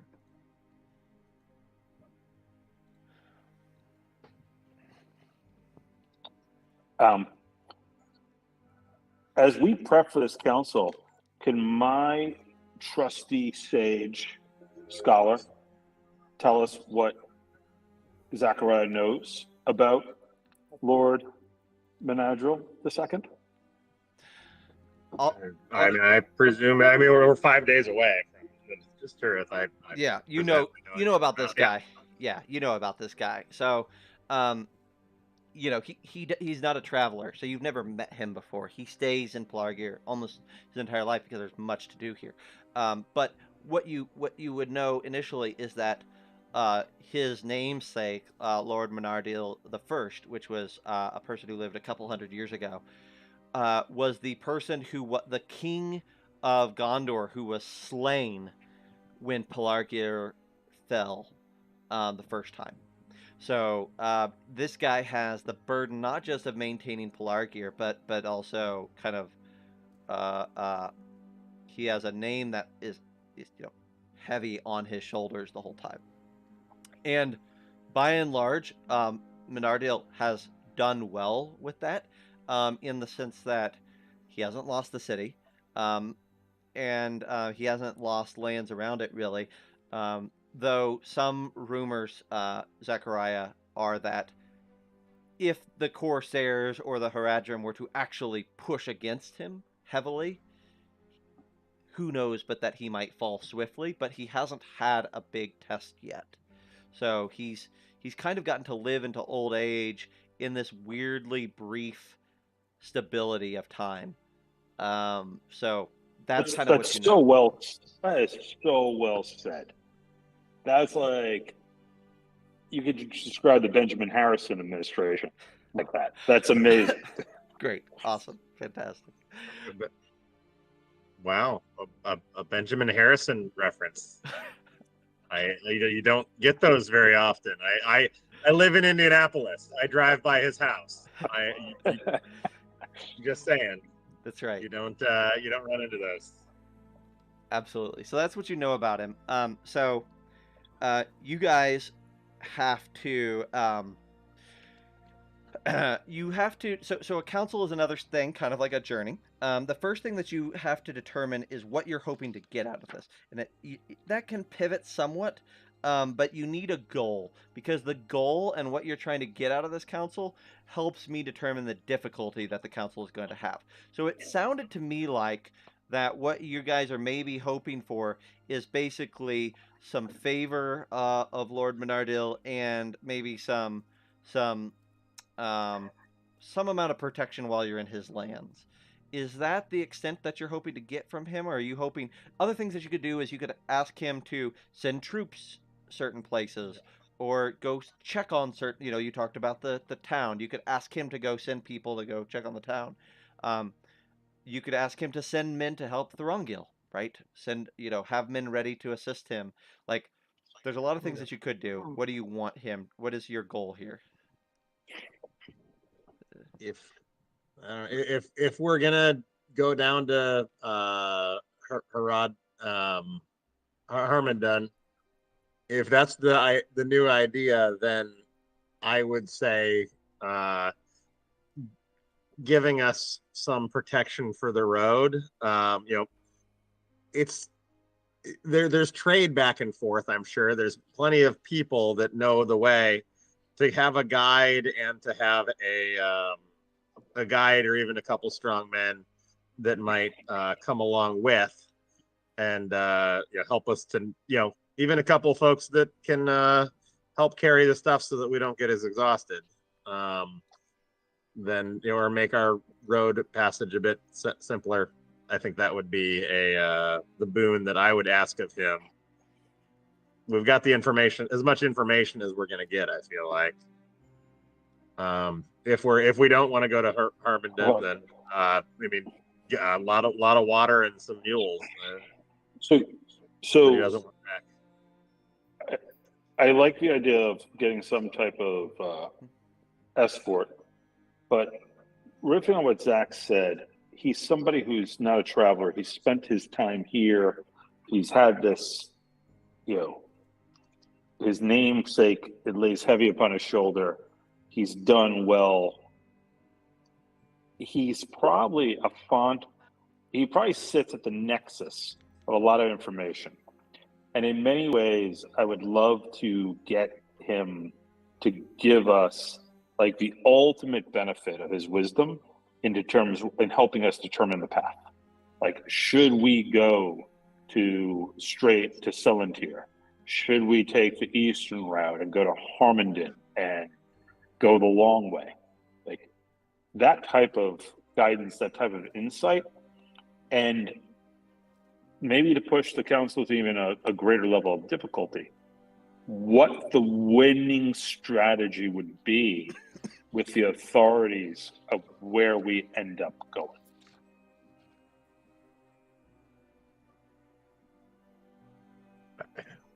We're assuming he's wise.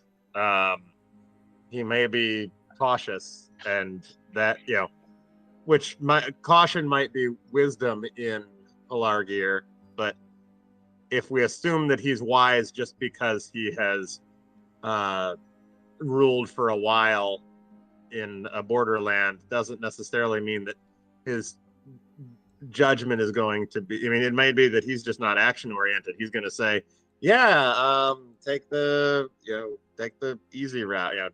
Why don't you take the river? I don't know how much trust we'll find that out.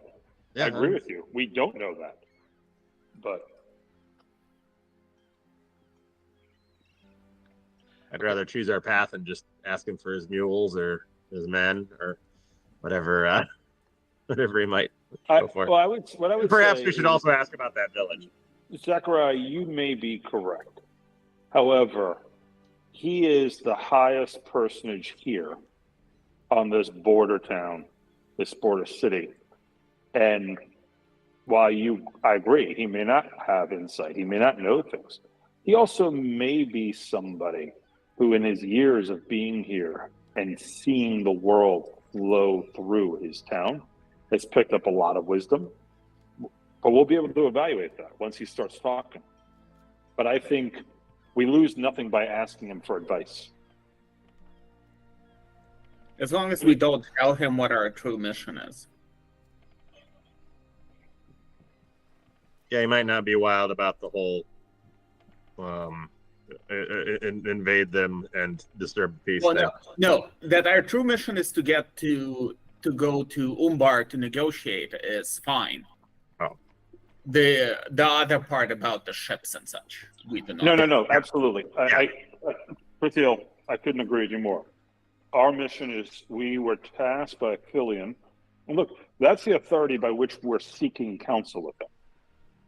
Ecthelion has asked us to make this diplomatic initiative.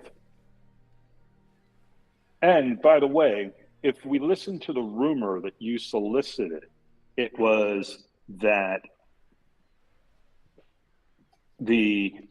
with the agreed upon diplomatic envoy, all Corsair ships have sailed south, and that there's hope.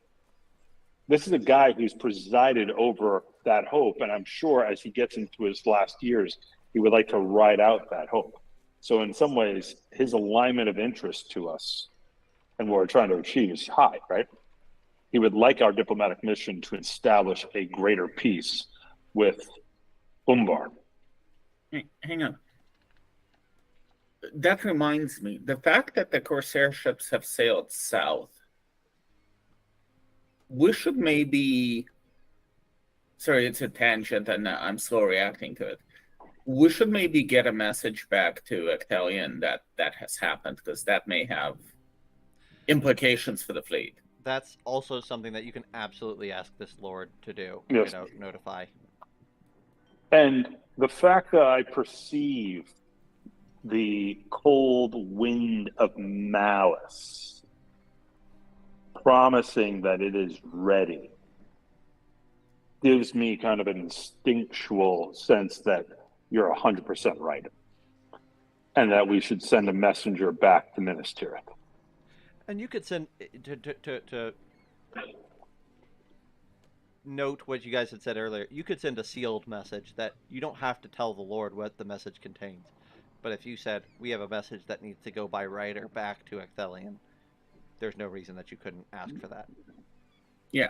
And the message would only be that the Corsair ships have sailed south, like, yeah. Which is a fact.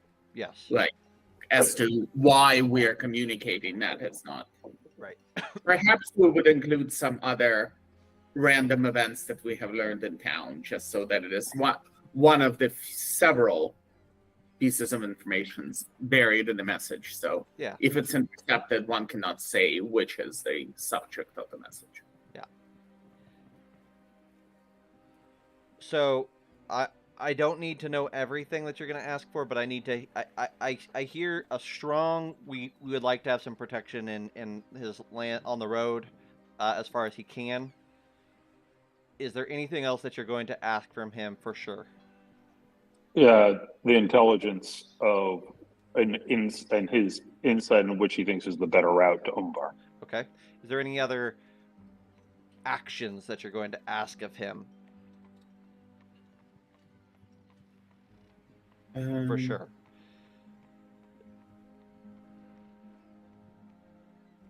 I don't think so. Okay. I think, well, the messenger, can we get our own messenger, or do we need him to that would guide him? probably, precedent-wise, it'd be nice to have the Lord be the person who sends a writer. Okay. Think Theoden with Aragorn in Edoras, right? Aragorn doesn't send out writers. He runs it by Theoden. So same thing here. Okay, so we should ask for a writer. Okay. Well, so here's the thing, right? This is on easy mode to some extent, but neither of those two things that you guys are asking for is difficult or is going to be problematic. So you should have an easy time with this council. This is a good prep for. So with you saying that, let me ask you this. Yeah. Because it's late on the East Coast, and my mind may not be firing as well as it could. But given that we've spent a number of days in Pelargir, and we've been getting rumors, we've been tasting the wind, we've been researching available knowledge, and we're contemplating our mission, is there something else that we should be thinking that Lord Minardrill II could provide us?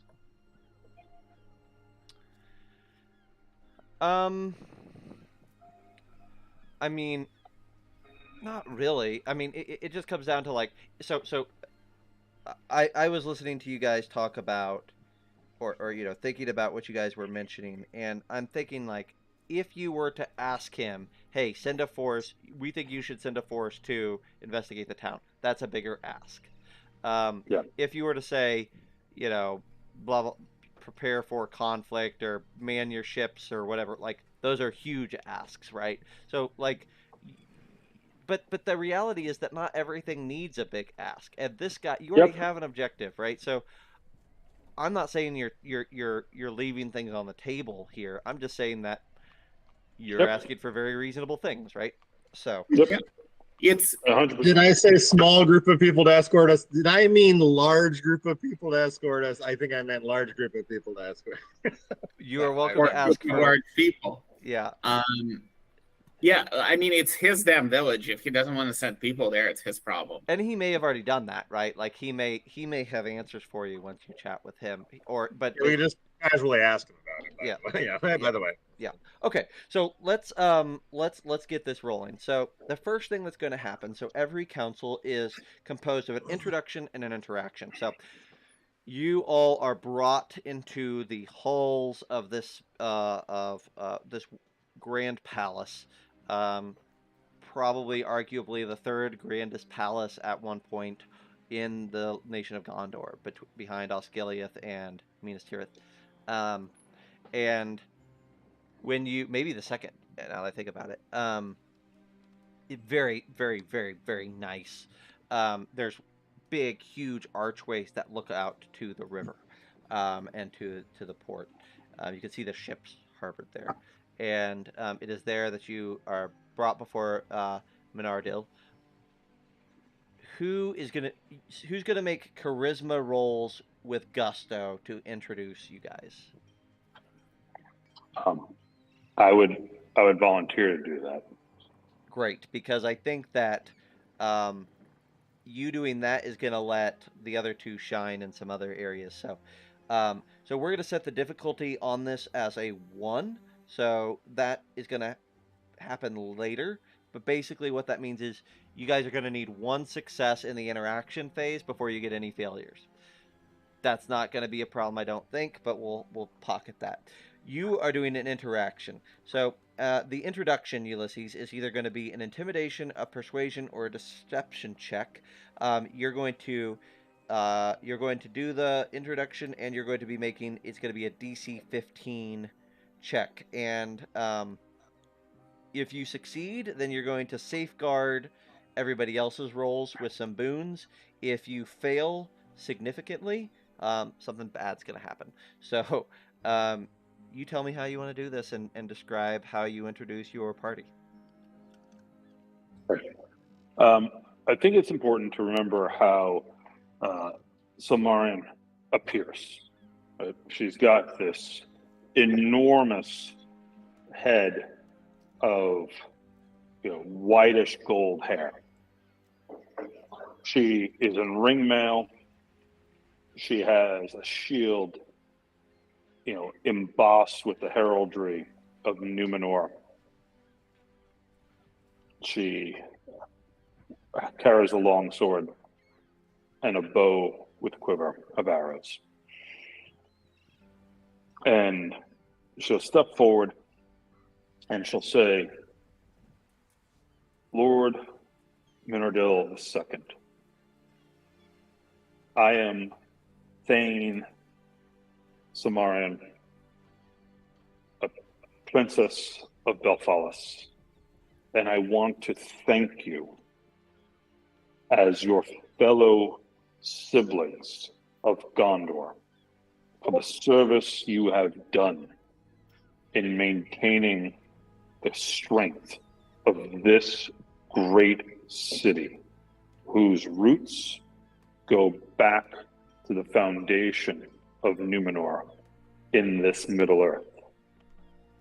You have done a tremendous service for the entire realm in how you have preserved this hard fought victory for Gondor.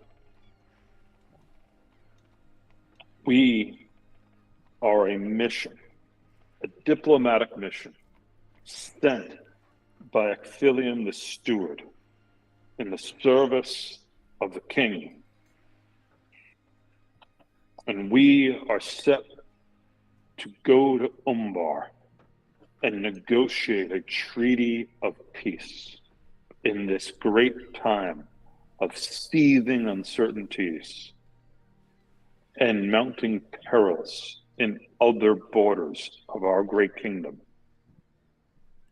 And we felt it imperative that as we march south, we stop in this great city and we beseech you, Lord Menadril II, for your wisdom, your guidance, and your intelligence in helping us understand the best route by which to approach Umbar, the places we should go in between, and what the best tactics are for dealing with peoples south of here.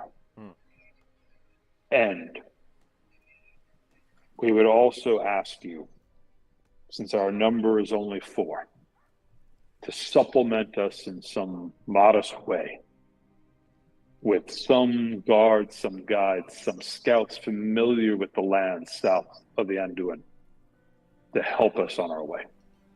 And with that, Lord Menadril II, we present ourselves and we seek your counsel. I love it. So before any other interaction happens, make your charisma persuasion roll DC 15.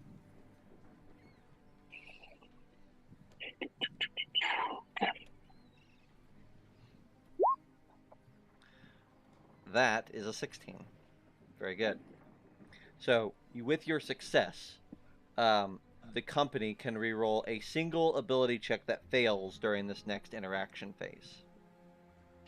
So keep that in your pocket. So as you present yourself to the Lord Menadril, he, you can see like all sorts of emotions kind of pass through his eyes as you outline your endeavor, your plan, and your requests. There's excitement, there's intrigue, there's some amount of concern.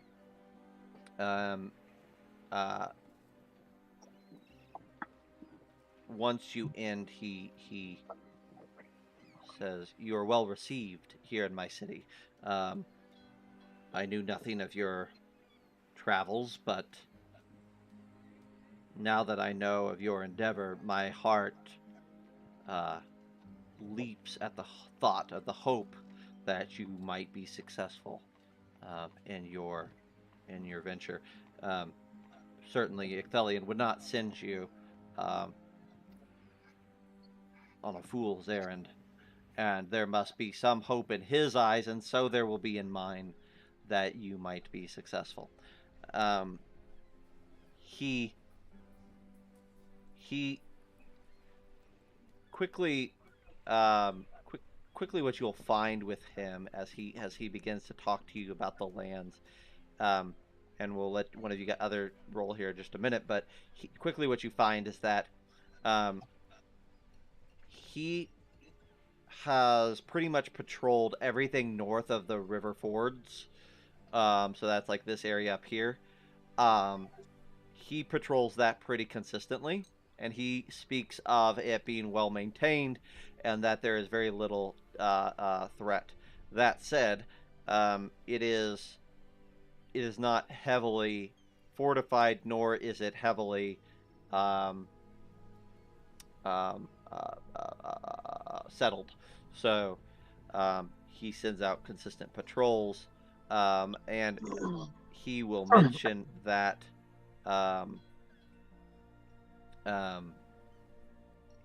he has had a patrol. It's been some weeks back, but he had a patrol that visited the small village on the fords and noticed that it was falling into a state of ruin, that there were still some folks there, but it seemed very much on the edge of abandonment. He will tell you that um, uh, uh, uh, as to your route, he offers concern, certainly, for any route that takes you further south than the fords, but he understands that you must go that route. But he warns you that his knowledge of anything south of the fords is certainly reduced. Um, I'm going to have um, I'm going to have uh, uh, Zachariah make a roll here. Now, you can tell me what you want to roll, but basically, as he's interacting and discussing this with you all and his understanding of the land, and he hasn't made a statement yet as to whether he's going to be able to send troops or whatnot. Um, but you are recognized as someone of notice here because you are from the White City, and so even though you are not um, a lord, his eyes are going to look to you at certain times to see with something of a fascination and a respect, because you're from the capital. So you tell me what sort of influence and how you want to have influence in this scene. Okay. In order to get, in order to influence us getting more, getting Yes. getting the Yes. Yes. getting the escort. Yes. Okay. So, looking at the character sheet on the of what the new skills are, I don't see anything that are super important there. Persuade.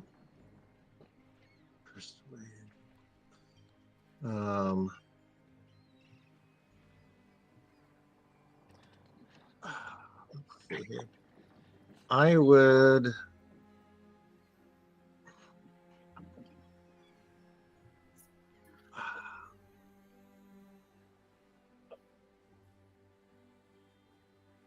I feel like I want to try and impress my party with how smart I am. Mm-hmm. And the way I want to do that is I want to. My character would like to use the riddle skill. Okay. Yep. Here's how he'd like to do it. He'd like to set up a turn of phrase, in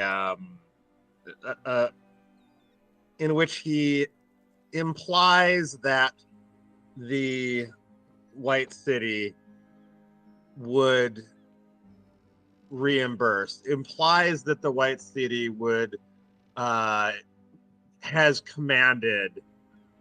Basically, he's going to without committing anything, certainly not committing anything, he's going to imply that there is a lot of favor in him committing an escort to us. I love that.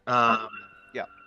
And, but in such a way that the man clearly feels that, of course, the White City just told me that I absolutely have to, or that I will be richly rewarded, and that 2 days later he's going to go, did I just do that?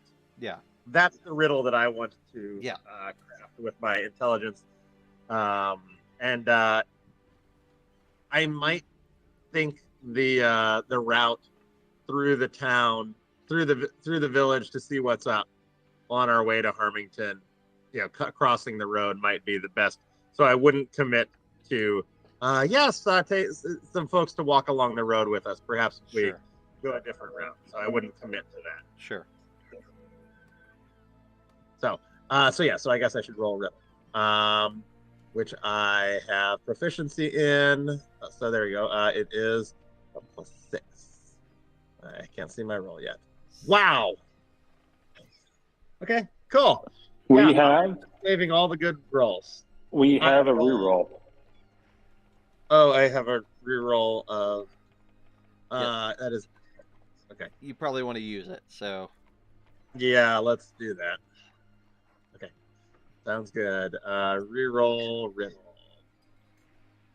There we go. okay, awesome. Okay, Which is a more fitting role for the description of the riddle you gave. yeah, Yeah. yeah, I like that. What you might have found if you were to roll a 7 is that the Lord Menandriel is much more clever than he seemed initially, and sees right Yeah, through and is your experienced. And, yeah. yeah. But as it is, you're able to weave a way with words that bends him to your desires. I have a way with words. That's right. So he is we're to move us towards a conclusion here. He is absolutely has no issue with sending you uh, uh, uh, uh, a detachment as far as the fords in any direction. So if you choose to, he will send them along the river if you choose the westerly route, or he will send them um, to the ford of the ford if you go east. He will say, because you rolled well and because everybody's doing well, he will give you one additional piece of note. Um, he sees Salentir as his uh, most immediate rival, and he will tell you that the Lord of Salentir is a man named Dusad. Uh, and I will give you that here, but Dusad. Um, he will tell you his only piece of advice to you is on choosing your route is that Dusad is of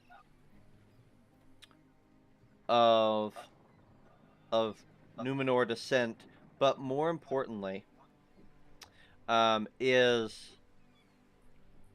a rival of sorts to the throne at Umbar, and he warns you that if you go and parley with Salentir, um, making an alliance there or making a connection there is both beneficial and perilous. Fail that alliance, and you have made an enemy out of the second most powerful person down in Umbar. Succeed, and you have made an ally of the second most powerful enemy, but you have also aligned yourself with the rival in some ways for the throne down there. And so he says, while having a rival may be to your benefit, and having an ally may become an enormous boon to you, you should know that um, there is the left eye of Umbar um, um,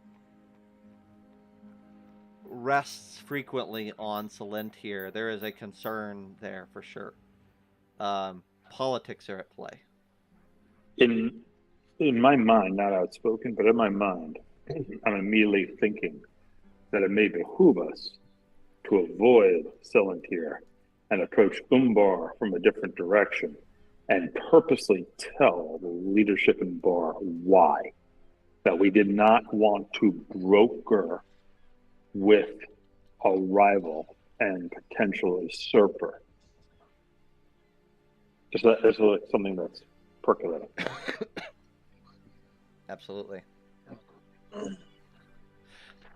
So with that is I think we'll end it here tonight because that you haven't picked a route, and that lets Zach next time have some say and if he wants to have an opinion on the route. But you guys have had a lot of discussion. You've met with him, and we'll leave it in a spot to where if you have a little bit of a follow-up quandary or idea that you want to pitch to the Lord, you've already succeeded in your request. He said yes, but if you had like a closing thought or idea next time, you'll have a moment before you hit the road. But you have successfully navigated a council. I would love to hear what Martin is thinking. What who is thinking? The ward.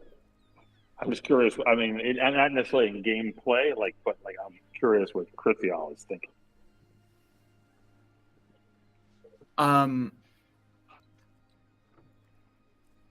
Crithial is not super into court functions, so she is more thinking along the lines of safest paths. In terms of, and she's not super well versed in politics either, but in terms of the revelation about Selentir, there is an opportunity there to potentially, if Umbar is the enemy, we can just have this usurper. If we don't like the way that the politics are leaning in Umbar, we can just replace whoever is leaning. So she's basically thinking like an American. That's awesome. All right. My wife has been waiting up an extra half hour for me, so No problem. If anybody needs to go, that's great. Get out of here, and we'll start to wind it down. okie doke. I will catch you guys next time. Awesome, Brian. Thanks, Brian. Yes. Yeah.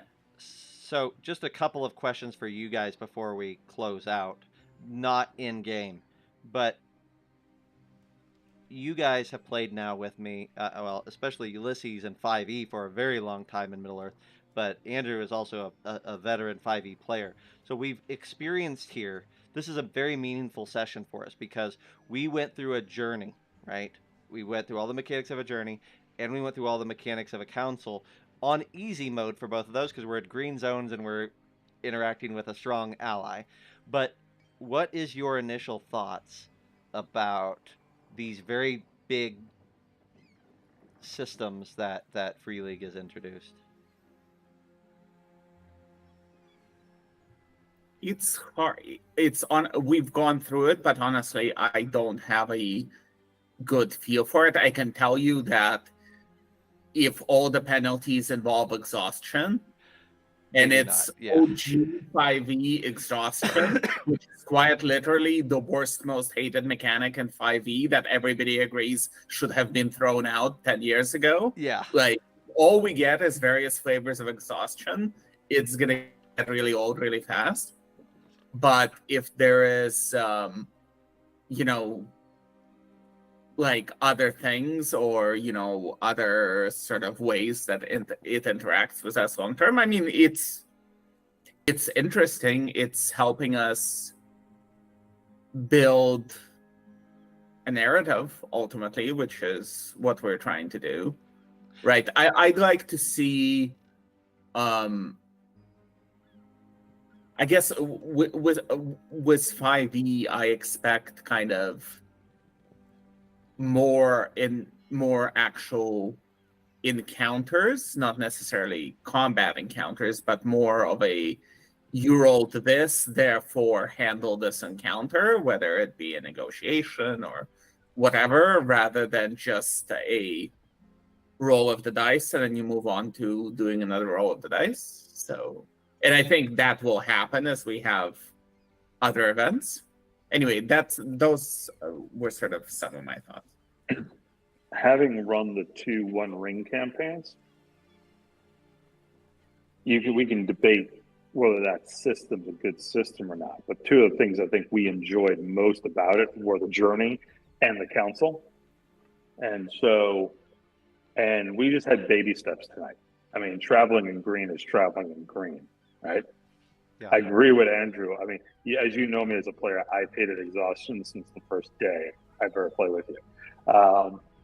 Which maybe the thing I care most about in the world is skills. I'm like, why am I like I'm going disadvantaged like with 1 round of exhaustion?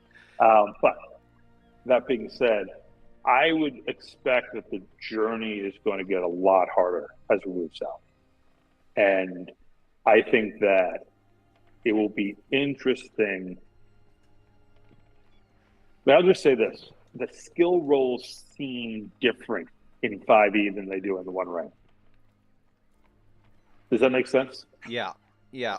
I, And well, first off, I completely agree that exhaustion is a terrifying mechanic that makes me hate it every time I introduce it. Right. I will say that like there's only one way to get repercussion and all and exhaustion and all this as a repercussion, and that's failing your fatigue roll at the end of a journey. Now, that's the reality is that it's sitting there, right? That it can absolutely happen, like we saw tonight. But everything else in the game, the outcomes, the detriments for failure are not exhaustion. So you really, though, what I learned in One Ring is exactly what I think we're going to learn here, which is that the journey and being successful in that, navigating those skill checks, being a good guide, being a good hunter, being a good scout are super important, because if you cannot handle a journey well, the worst repercussions in the One Ring and in this come from that fatigue that stacks at the end of a journey.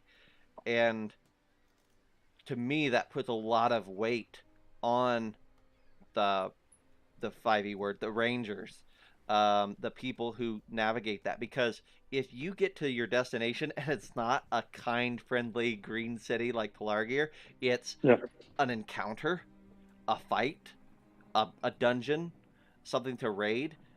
Now you're going into that with fatigue, and that's awful.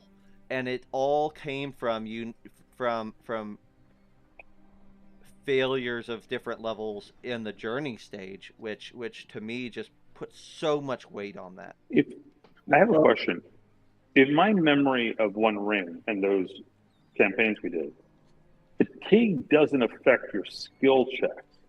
It affects your health, encumbrance, your wealth, and what you can carry, and how you fight.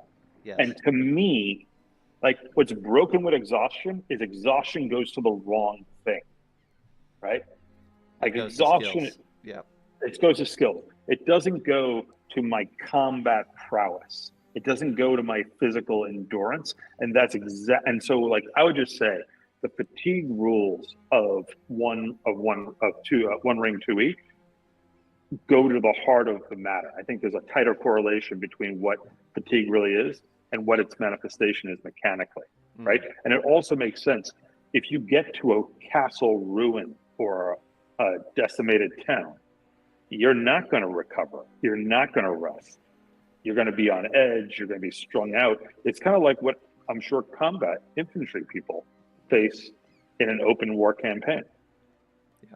Yeah. So, and as we if we see that exhaustion becomes really annoying, we could always switch to the updated version of exhaustion, which is basically stress from Van Richten's, which is a progressive -1 penalty, which I actually really like. We've used it in my home campaign, and it works so much better. Yeah, absolutely. We will pivot as needed with exhaustion.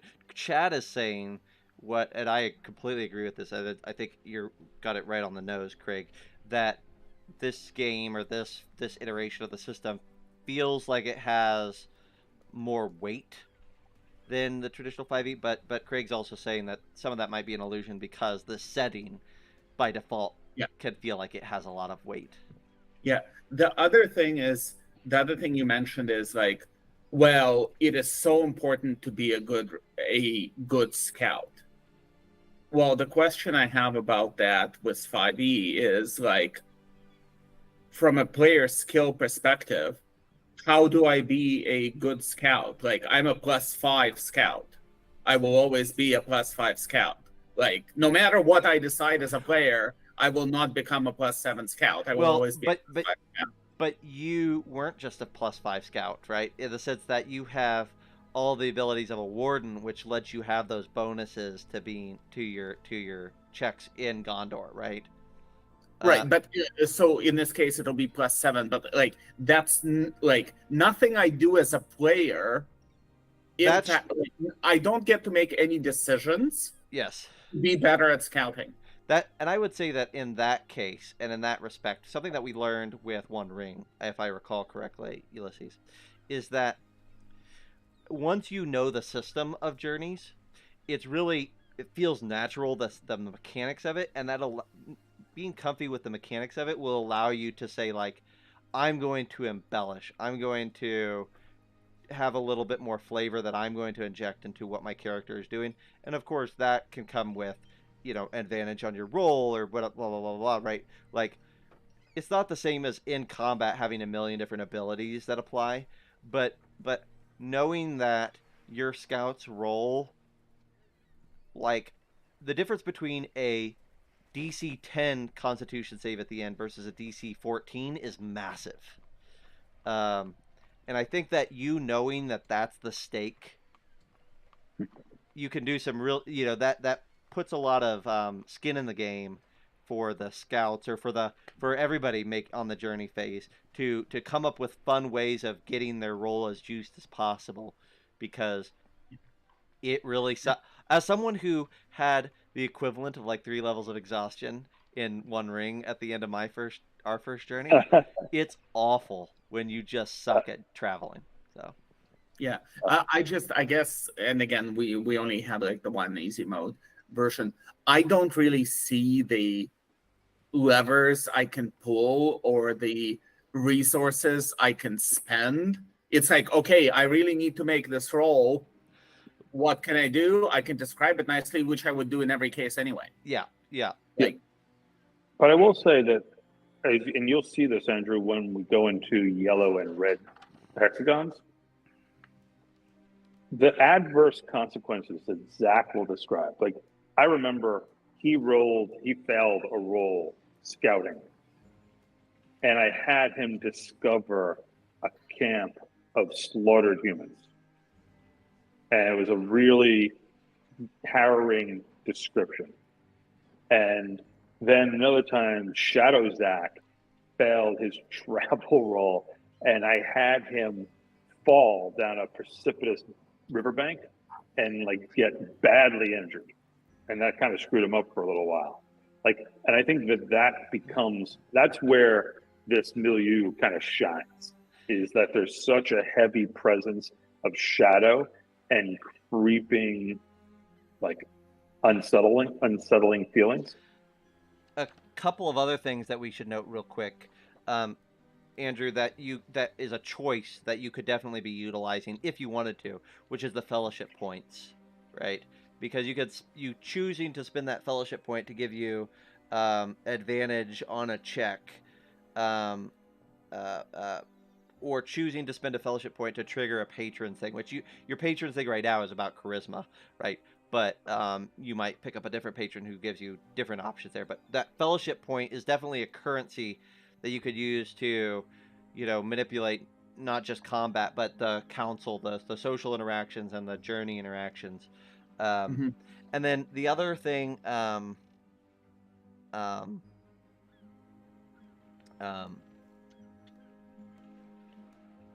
I was thinking of is, we didn't get into it a lot, but one thing that I'd encourage you guys to look at is, and maybe you were, and it just didn't come up, but your crafts, right? Because crafts are so big in the game, and those crafts often can be used in non-combat encounters to get a benefit. So there are things, but I would agree with you, Andrew, that like one of the things that we're doing with this campaign, and why it's a shorter campaign, is we're getting a sense for, there's some changes to this. Do we like those changes, or do we feel like they're a net negative or a net loss, right? And I'm comfortable if we get to the end of this campaign and say, oh, we had fun, but the mechanics of 5e Free League didn't really give us anything beneficial. By the way, you say it's a short campaign, but I don't know. I mean, if we go to Harmington and we go to Bracken and we go down to the ruins of Carnal, I think we could play, a year plus on this. Yeah, just freeing the prisoner of Azkaban there is going to take forever. That's right. I will tell you that, like, I intentionally put a 3 in those Carnal ruins to tell you guys that you should not go there and you will probably die if you do. Right? Like, so you're welcome to do that, but just keep in mind that you got to travel all that way without a fellowship phase, without any significant rest, and then you're going to walk into those ruins and just get murdered. Now, more power to you. You might find somebody cool in those ruins because We're you might not going to get murdered. We're going to walk in there and we're going to have 3 encounters. That's 3 encounters per hex. Yes, absolutely. And I'm telling you, the odds are not stacked in your favor when you're rolling. You know what? It looks like we can max out there. We could do 8 hexes. That's 24 encounters. Yeah, yeah. I mean, that is a hex crawl of epic proportion. And if this was old school D&D, sorry, this is where we'd say we get XP for each hex, right? That's right. You actually would, because the one thing that I'm ignoring from the One Ring is that it really wants you to have XP, and I'm like, no, I'm not going to do that. One thing that I will say real quick is with both of our encounters that are events that we did on the road, we spent maybe 5 minutes on those. That is certainly something we're going to do. I felt like it made a lot of sense to do a short little thing like that for things in the green when we're just trying to get through safe lands. But as Ulysses mentioned earlier,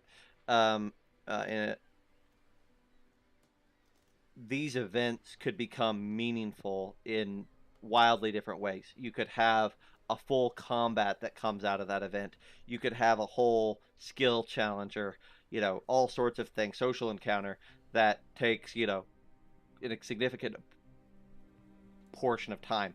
So in that sense, one thing that I would also say there is, I think the journey, we got like the abbreviated clean version, but next session you guys should really expect, I would be shocked. Well, the map is nice enough that if you choose to go to one of those 2 towns, which by the way, you could just bypass both towns completely and go to Umbar and not have to deal with Harmondon or Salentir. But if you might not even get to a town next time. You might spend the entire session, 3 hours, just getting through 5 hexes. If the right things come up on the rolls. But that's one of the things that I like, is that we looked at those things and we said, an ill choice and a mishap, you're in the green. We're not going to make those long drawn out things. But if you would have rolled an encounter in there, something significant, if you'd have rolled a terrible misfortune, that might have taken longer. And if you would have rolled a chance meeting, which is a good thing, right? A chance meeting that's something important. Like, who knows who you might have met on the road to Peligir. That could have been an hour's worth of interaction just because you guys enjoyed that or they had meaningful information to impart. So who knows? Yes, Craig, always perfectly balanced encounters. That's the Zach promise. 100%. Yeah. Anything else you guys want to cover, or shall we wrap this up for the evening? No, nothing for me. It was fun. Cool. Awesome. So we're going to play. Loved it. We're going to try to play again on the 5th of October. So thanks a lot, fellas. I see some grimaces, but we'll see what we can do. We're going to try for the 5th of October and go. Might be okay. I forgot what time this is, but by that time Eastern, I should be okay, I think. Okay, good. Well, there's a million people hanging out in chat right now. Appreciate everybody hanging out and lurking. That's great. There's a lot of cool folks. Thanks to Craig for chatting up. That's very nice of him. And I guess we'll see y'all